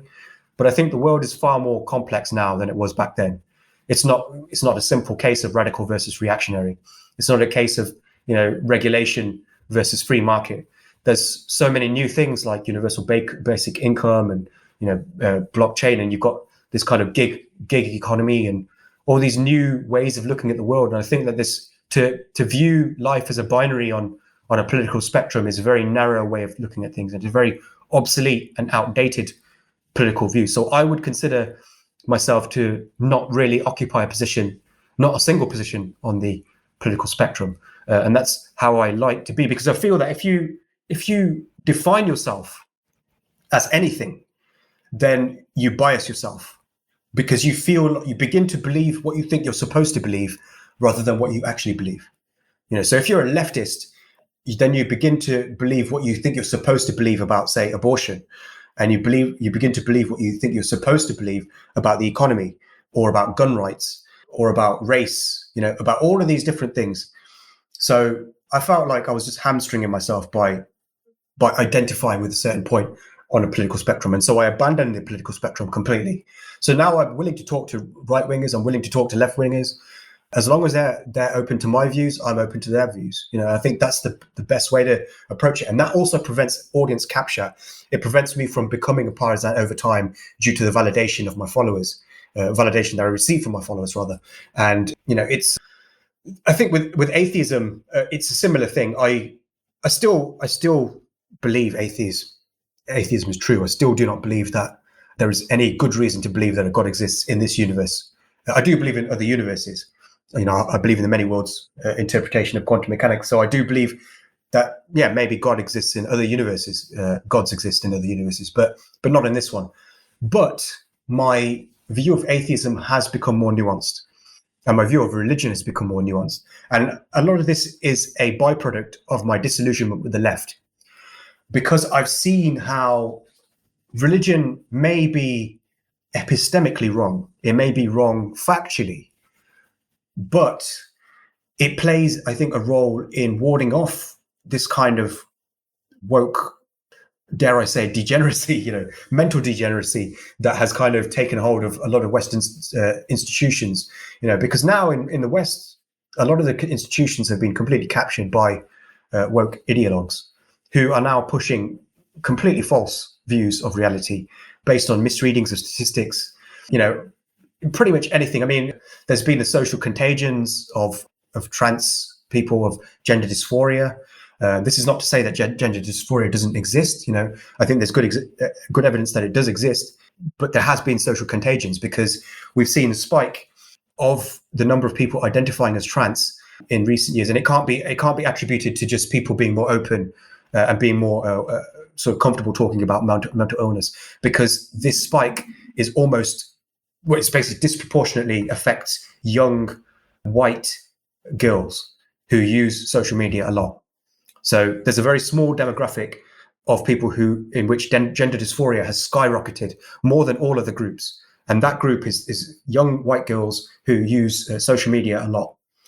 And so obviously this is not just people are more welcoming, more open about gender dysphoria, and that's why we got more people identifying as gender dysphorics.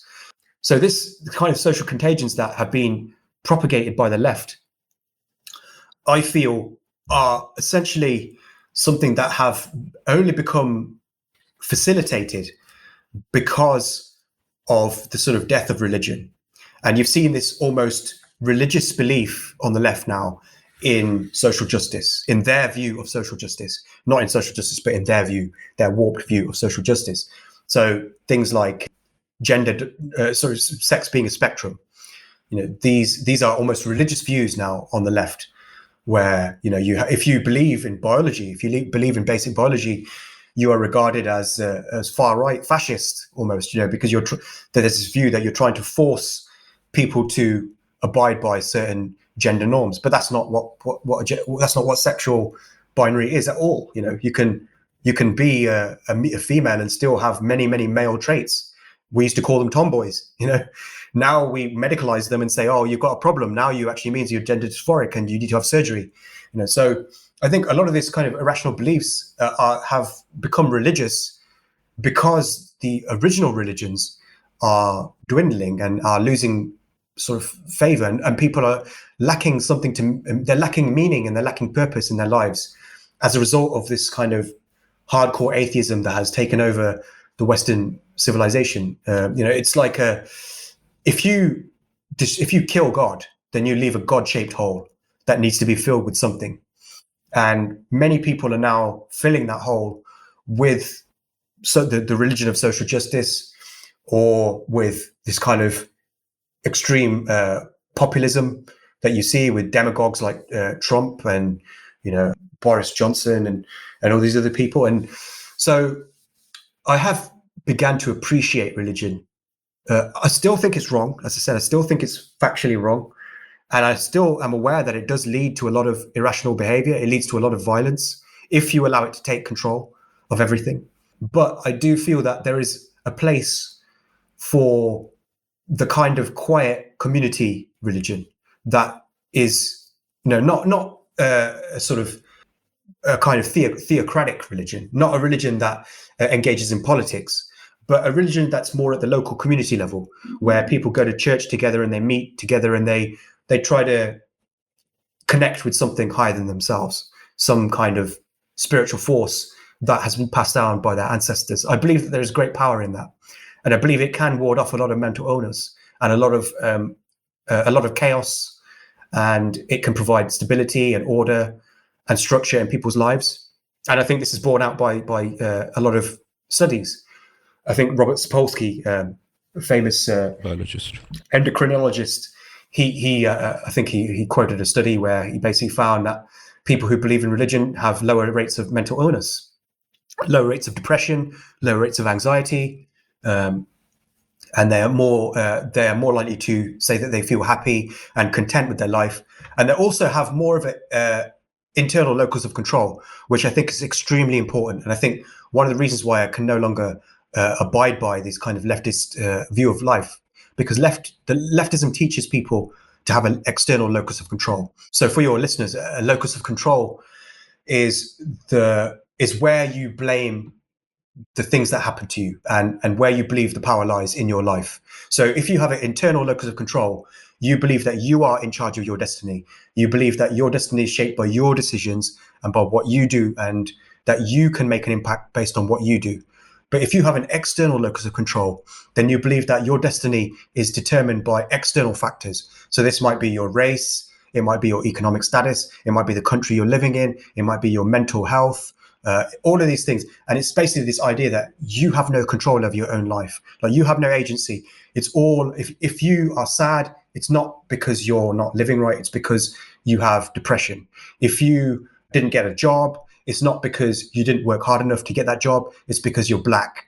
All of these things are blamed on other things outside of yourself. And I feel that one of the problems and one of the reasons why leftism is not the right ideology for helping people is that it teaches people to have an external locus of control. It teaches people to blame the external world for their own failings.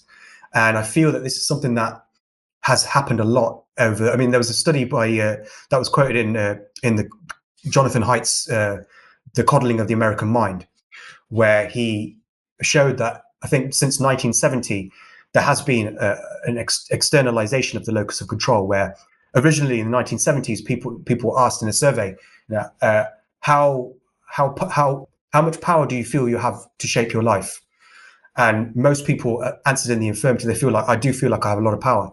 But now there was a more recent survey, and the majority of people actually said that I don't feel like I have a lot of power to shape my own life. And so this is, I think, largely a result of the loss of the kind of traditional ways of looking at the world, and the loss of religion particularly. Because religion, I think, one of the great things about religion is that it does teach people to have an internal locus of control. It teaches people you are responsible for your own actions. You have a responsibility to act as well as you can. And if you don't have that responsibility, then you're essentially going to be suffering for it for the rest of your life, and probably in the hereafter.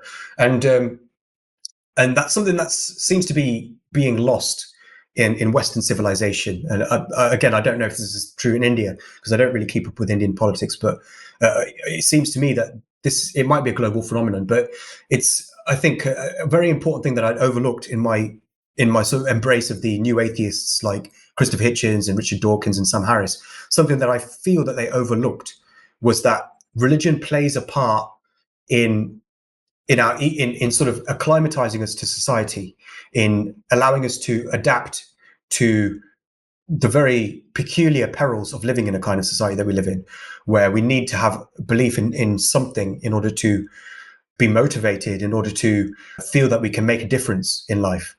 And so, yeah, I do feel that although I don't want religion to have the power that it used to have, I don't want to go back to the age of theocracy where religion was able to determine, who you could have sex with, who you could marry, what you were allowed to say in public. I don't want to go back to a world like that. But I do see the value of religion at community level, where people engage in these kinds of, these nice little sort of church gatherings, and where they explore the idea that, hang on, maybe there is something more to this world that is, essentially that we can gain power from, and that can help us to find meaning and structure and purpose, and most importantly of all, an internal locus of control.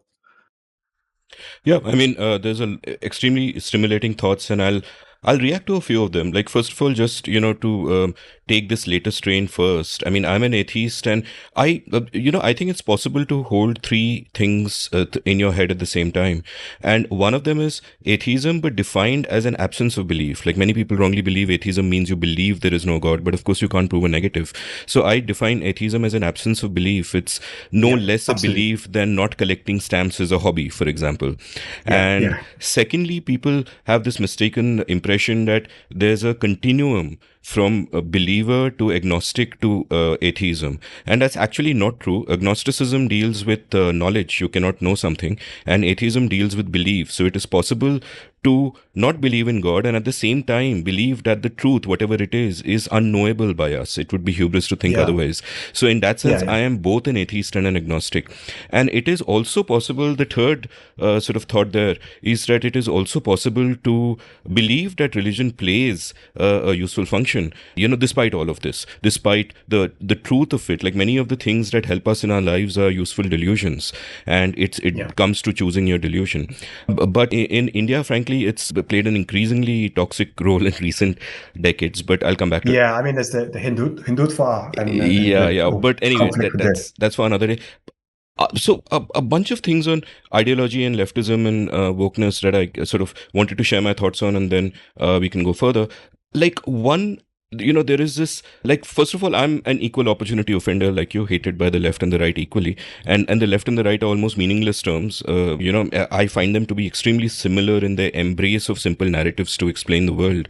And the way I think about it is, there's this old saying about how if you're not a communist at 17, you don't have a heart. And if you are a communist at 30, you don't have a brain. And I think what happens is that people get drawn to leftism because it allows you to project yourself as someone who is virtuous without actually going out there and making an effort to find out the truth. It's a default lazy position, and you can just adopt those values and you can then pretend to be virtuous. And that's one reason the left actually gets my goat more than the right, because of this garb of virtue that they wear. Whereas the right, whatever they are, their bigotry or whatever, they wear it on their sleeves. Now, that apart, the way I sort of think about wokeism, like, I think people who haven't really studied what these are conflate wokeism with a kind of liberalism, which I object to. I think they're opposites. I think wokeism begins where liberalism ends, in the sense that liberalism is focused on the individual freedom, individual rights. I mean, liberalism is classically defined. And wokeism focuses on groups and builds these simple narratives of oppression and victimhood that are sort of necessarily false, and this becomes incredibly toxic. And the issue here is that I consider myself a proud feminist as well, right? I think a lot of these problems that you and I are talking about are real problems. And we are not disputing these problems. We are disputing the frames. That if you look at it with a frame that has a simple narrative and that is wrong, you are not going to solve the problem. And very often you are simply going to, exacerbate the problem. In the same way that when you point out the problems of Islamism, you're called an Islamophobe. But by speaking against radical Islam, you're not speaking against Islam itself. I mean, the biggest victims of terrorism are Muslims, in the same sense that the biggest victims of crime in America are black people. So to instinctively take that simplistic approach that, hey, we're thinking in terms of groups, and if you've criticized, some people from this group, that means you're whatever, transphobic, Islamophobic, whatever the case may be. And The comparison with religion is especially good when it comes to, for example, Damore's paper, which most people who criticize didn't even read the paper. He wasn't even saying anything prescriptive in it. He was saying something descriptive and pointing to papers, and the correct way to engage with it is to argue and say, no, those papers are wrong or the methods aren't rigorous, so whatever the hell you feel. But when it comes to Damore, or when it comes to J.K. Rowling for that matter, or when it comes to, say, Charles Murray, there is this sense that you cannot even say that they're not what you think they are. It's like the blasphemy law in Pakistan. Like, Pakistan has a blasphemy law where if you are accused of blasphemy, for example, if you, Gurwinder, were accused of blasphemy, I would not be able to say that no, he's innocent. That would automatically make me guilty of blasphemy.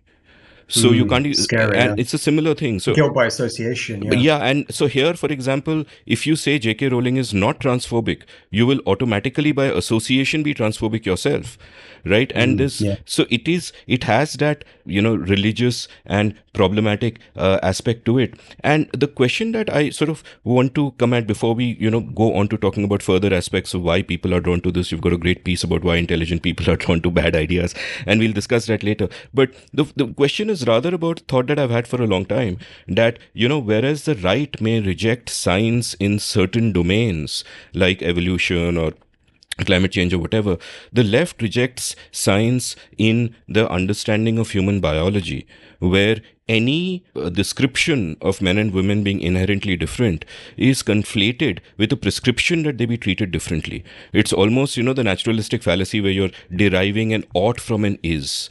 And that's a fundamentally stupid and lazy fallacy to fall for in any case.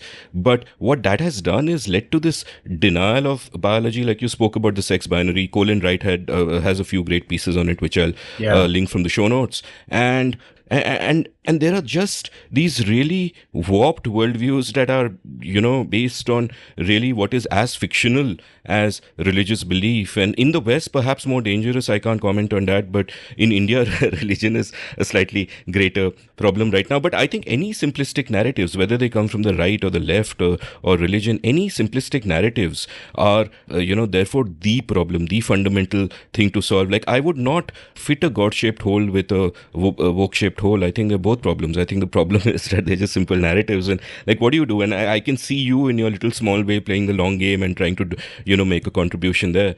But, just to talk about that, that basic denial of nature and how the world just seems to have gone mad. What are your thoughts on that?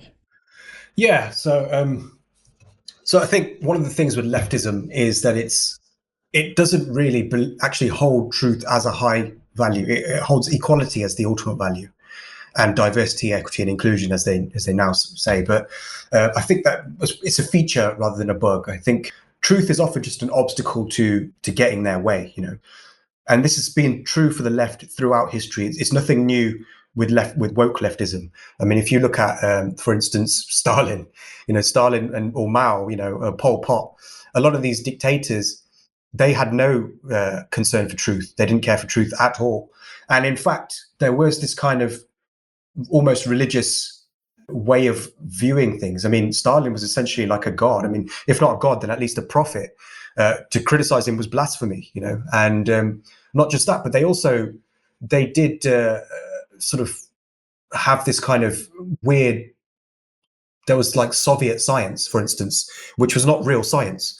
It was like Soviet science was like this idea that you could create like all the food that people needed to eat just out of thin air, essentially, like just by worshipping, the sort of the ideology, and essentially it was so bizarre. Like you had a lot of these very strange beliefs that was sort of ingrained in communism all throughout history. I mean, even Pol Pot, Pol Pot was afraid of truth, which is why he was the first people he killed were the intellectuals. He killed anybody who had spectacles on, because he believed that that was a sign of intelligence, and he wanted to kill anybody who would question him, because he believed that the truth was a danger to his position. And I feel that that's essentially what is going on now, although in a slightly less overly obnoxious form. Is I think wokeism knows, and the woke people believe that truth is just an obstacle. It's not something that people need to aspire to. It's not like a stepping stone to actually helping people like you and I might believe. They believe that it's just an obstacle. And I think this is what also is another thing that sort of they have in common with the far right, which is the far right don't really believe in truth either. Yeah, and I think when you realize that they don't actually care about truth, then woke ideology suddenly makes a lot of sense, because then it all becomes about power structures. Because wokeism is essentially based on postmodernism. It's based on this postmodern idea espoused by people like Foucault that there is no that humans can't access objective truth, and so there's no point in even thinking that we're going to find truth. And so if there's no truth, then all that means is that the ideas that get accepted in the world are not the ones that are true, but the ones that have the most power. And so everything becomes about power. It all becomes about expediency. It's all about, it doesn't matter, if 2 + 2 doesn't equal 4 because mathematically that's what it actually equals. It only equals that because that's what straight white men tell you it believes. That's what it means. And so it's all a case of, it's truth is essentially a fiction in the leftist worldview. Truth is a fiction, and anybody who says that they have objective truth is essentially trying to get power over you by trying to make you believe what they believe. And so it becomes all about interests fighting against each other, different interests, and that's the woke worldview. The woke worldview, there is no place for truth in the woke worldview. It's all about power. And so when they say that sex is a spectrum, or that rape is an invention of white men, or that, as Susan Brown Miller said, that rape is a conscious decision by all men to subjugate all women, just openly absurd things like that. They're not actually, they don't care about whether it's true or not. They're making these claims in order to sort of essentially gain power and in order to enact their own vision and restructure society according to their own vision.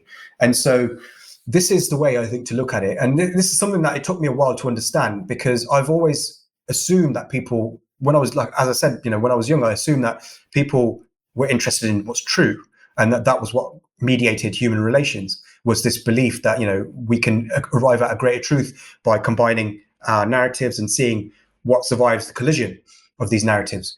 But ultimately, that's not what it is. Ultimately, it's about power relations, and that's what people are doing.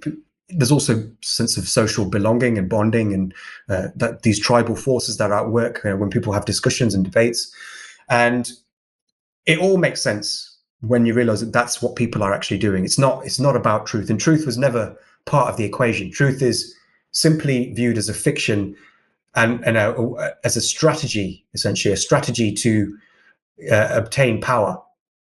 The pretense to truth, that is, because actual truth in the woke worldview doesn't exist. And so I think that's what essentially is the foundation of wokeism, is this postmodern view that there is no truth, which is why I'm so, I no longer really try to persuade woke people.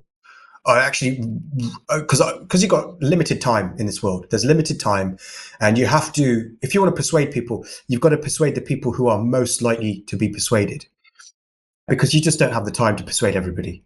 And so I don't argue with woke people. As soon as I see somebody with woke beliefs, I just ignore them, because I just feel it's not worth my time, because they're not interested in truth. They don't even think truth is a thing, and it's going to be too difficult and too laborious to even try to convince them that truth is a real thing. And so I focus more on people who are open-minded, people who haven't quite made up their mind, people who are willing to change their beliefs, and people who believe that the possibility of truth is real, that there actually is something called truth in this world, and that we have access to it. Because I think if you don't have that basic idea that truth is a real thing that you can access if you want to, then there's no point. There's no point in having a discussion, because what exactly are you trying to do? Then it's just going to be a case of your word against theirs, and essentially your power against their power. It's a power struggle. It's a power struggle, and I don't want a debate to be a power struggle. I want it to be a journey to truth. And so that's why I'm very selective about who I engage with nowadays. There's this great book by Arnold Klink called The Three Languages of Politics, where he talks about how so much of the discourse today is pointless and even toxic because people talk past each other. And his sort of elaboration of this is that if you look at the three dominant tribes in the US, for example, and obviously simplifying for the sake of understanding, that progressives will value equality, libertarians will value freedom, conservatives will value tradition. So when any two parties argue with each other, there is no point in that argument because they're not addressing each other's core values. They're addressing, they're keeping their own North Star in mind and just going according to that, and that's a problem. And my thinking is that there is a deeper problem with the discourse, that this itself is not a problem. Like the way that my journey has come is that I think of myself as someone who is not dogmatic at all when it comes to the facts of the world, because I recognize that the world is deeply complex and I'm always open to learning something that, goes against what I believed. But I am incredibly dogmatic on my values, individual freedom, liberty, all of those things.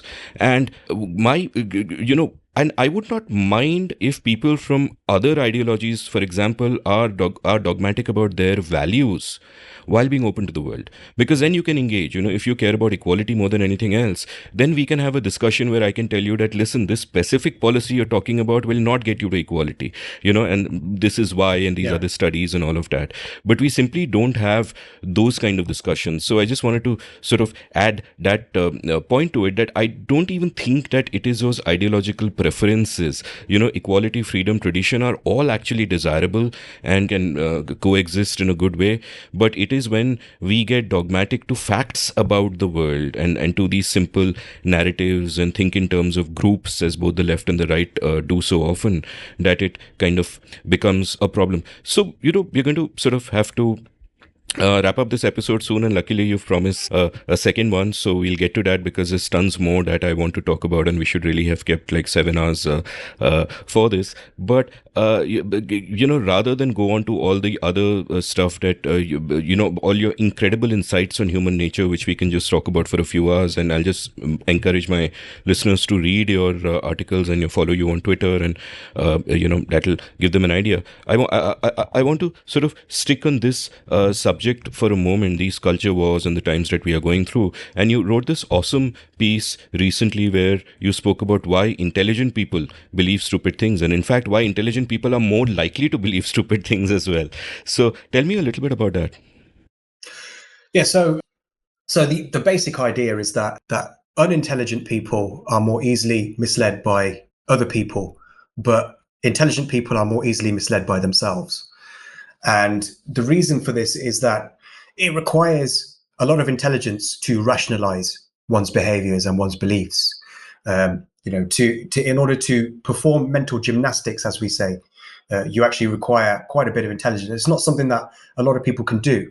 You need to have the right knowledge. You need to have the right reasoning capabilities. So this is something that really requires a great deal of intelligence. And what this typically looks like is that an intelligent person will form a belief that they want to believe. And once they have formed that belief, they will justify that belief through a very careful argument. But the argument, just because the argument is good, it doesn't mean that the argument is actually true. There's many ways to argue things in a way that sounds very convincing, but which is not actually true. And this is something that I've noticed a lot of intelligent people do, where they basically will choose a crazy belief. And to use a previous example, the idea that rape was invented by white men, you could begin at that. And then if you're smart enough, if you're intelligent enough, then you can search the internet for pretty much anything that will sort of confirm that view, or at least will suggest that view. And then you just put it all together into a very, very long, elaborate explanation that will somehow seem true, but which actually isn't true. But what you've actually done is you've done something that requires a lot of intelligence, but you've done something that does not lead to the truth. And in order to understand how this is possible, we need to understand exactly what intelligence actually is. So people seem to think that if you're intelligent, then that means you've got greater access to the truth. But that's not what intelligence is. Intelligence is purely about the ability of your brain to fulfill goals, basically, and to do them the most efficiently as possible. So if you're more intelligent, you can fulfill goals more efficiently than somebody who is not as intelligent. Now, it's very important to realize that what these goals are. So the goals that intelligence pursues are not necessarily intelligent. Just because you are pursuing a goal intelligently doesn't mean that the goal is intelligent. And in many cases, the goal will actually be unintelligent. And by that, I mean, it will actually be an irrational goal. It will be the goal of trying to believe something that's not true. So it's possible to be very intelligent at being stupid. This is actually something that people do a lot. You can actually you can find yourself a very, very stupid belief. And then if you have enough imagination and you have enough intelligence, then you can create a narrative in your head that will justify that belief. And I feel it's something that is really prevalent now on the left, particularly because the left is more sort of intellectual than the right in terms of, more intellectuals tend to lean left and they tend to be more sort of verbally gifted than people on the right. And so this is a particular problem on the left. I mean, there are probably intelligent people on the right who do this as well, but I think this is particularly a problem on the left because you have a lot of people who spend their entire lives in academia who become very, very knowledgeable about a very narrow subject, but who don't really get much knowledge outside of that domain and who don't experience much of collision of their beliefs with the real world. Because they spend their lives in academia, they gain tenure, so they've got a job for life, essentially, and they just spend their lives lecturing to other people rather than actually testing their beliefs in the real world.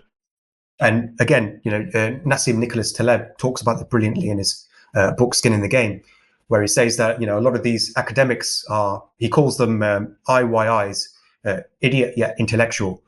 And he says that because they never have their beliefs tested by the real world, that they are able to just sink themselves deeper and deeper into these illusions by very, very careful arguments. And I call them master debaters, because essentially they engage in these kind of circle jerks in academia where they're just having their own opinions just fed back to them, again and again. They're kind of, it's like intellectual masturbation. And this is a particular danger for people who live the life of the mind, people who are intellectuals who spend their lives reading books and writing papers and lecturing and giving speeches, but never testing their beliefs in the real world. Because it's only when you test your beliefs in the real world that you realize whether you fooled yourself or not. You can't know that otherwise, because if you are very, very intelligent, then you can convince yourself you're right even when you're wrong. And this leads to a sort of cycle of self-delusion where you can't know that you've deluded yourself, because in order to do that, you need to know whether you've deluded yourself. So, it's like it's a feedback loop that just feeds into itself and just constantly digs one deeper and deeper into illusion the further one is away from the real world. So my argument is essentially that the only solution to this is to be curious and to be humble. There are two factors, because ultimately rationality is not a matter of intelligence. It's a matter of character. It's about how you view it. It's about how you approach the seeking of truth. It's not about how intelligent. It's not about your IQ. It's not about how much knowledge you have. It's not about your SAT scores or anything like that. It's purely a function of how you approach the pursuit of truth. And so I advocate curiosity and humility, because I believe that those are the two values that one needs more than intelligence in order to ensure that one is not being fooled. You need curiosity because you need to always be learning more, because you never have enough information. Nobody ever has enough information. There's always a missing piece of the puzzle. So curiosity is essential. And humility is important, because if you are arrogant, then you're going to assume that what you believe is true. You're never going to test your beliefs. You're never going to try to change your mind. You're going to be constantly ruled by your ego and the belief that you are right. And so I feel that curiosity and humility are essential. And the good thing is that both of these values play very well together, and they reinforce each other. Because if you're curious, then you learn how much more you need to know, which makes you humble. And if you're humble, then you realize that you need to know more, and so you become more curious. And so I think if you can be humble and you can be curious, then you can somewhat avoid this sort of loop, this intellectual masturbation, which I think is the sort of demise of any kind of thoughtful person. And I think another thing that you can do to ensure that you're more curious and you're humble is to try to test your beliefs in the real world. Put your money where your mouth is, rather, So if you have certain beliefs, make certain predictions. And if your predictions are correct, this is a sign that you're not deluding yourself.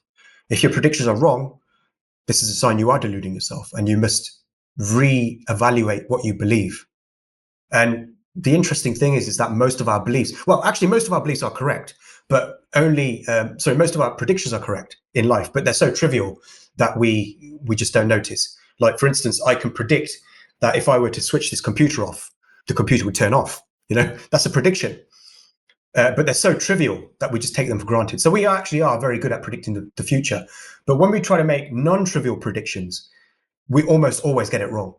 So if I try to predict where the Dow Jones is going to close today or tomorrow, I'm going to probably get it wrong, because it's a non-trivial prediction. It's one that requires a lot of knowledge. It requires more knowledge than probably any human being has got. And so try to test yourself with non-trivial predictions. Try to make non-trivial predictions about the world. And if you can get them right, this is the best gauge that you are that you are approaching truth, I think. And in fact, to add to that, make a lot of non-trivial predictions, because one or two won't do, simply because all good predictions will always be probabilistic. That there's a 40% chance of this, a 30% chance of this. So you can't figure out from any one event if you got it right or wrong. You just need a large sample size to sort of figure it out. I love this quote from your article where you wrote, "Human intelligence evolved less as a tool for pursuing objective truth than as a tool for pursuing personal well-being, tribal belonging, social status, and sex. And this often required the adoption of what I call fashionably irrational beliefs, FIBs, which the brain has come to excel at." Stop quote. And as you point out, intelligent people are better at both reasoning and rationalizing. And in another great piece you wrote, you spoke about what I think feeds into this, which is a pressure in modern times to always have an opinion on everything, because you not only want to appear virtuous, you also want to appear knowledgeable. And I thank God the internet did not exist when I was 20, because if it did, I would have said a lot of stupid things, and I would have had to double down on them, because that is what the ego takes you towards, and I would have been a different person. So that's also something dangerous to watch out for. But all the foibles of human nature and the way the mind works is something we'll examine the next time we're together. For now, Gurwinder, thanks a lot for your time. I really enjoyed this conversation. Yeah, it's been a pleasure. Thank you for having me, and I'll be happy to do this again. If you enjoyed listening to this episode, check out the show notes, enter rabbit holes at will. Do check out Gurwinder's Substack newsletter, which is linked from the show notes, and follow him on Twitter at G_S_Bhogal. You can follow me on Twitter at Amit Varma, AMITVARMA, and you can browse past episodes of The Seen and the Unseen at seenunseen.in. Thank you for listening. Did you enjoy this episode of The Seen and the Unseen? If so, would you like to support the production of the show? You can go over to seenunseen.in/support and contribute any amount you like to keep this podcast alive and kicking. Thank you.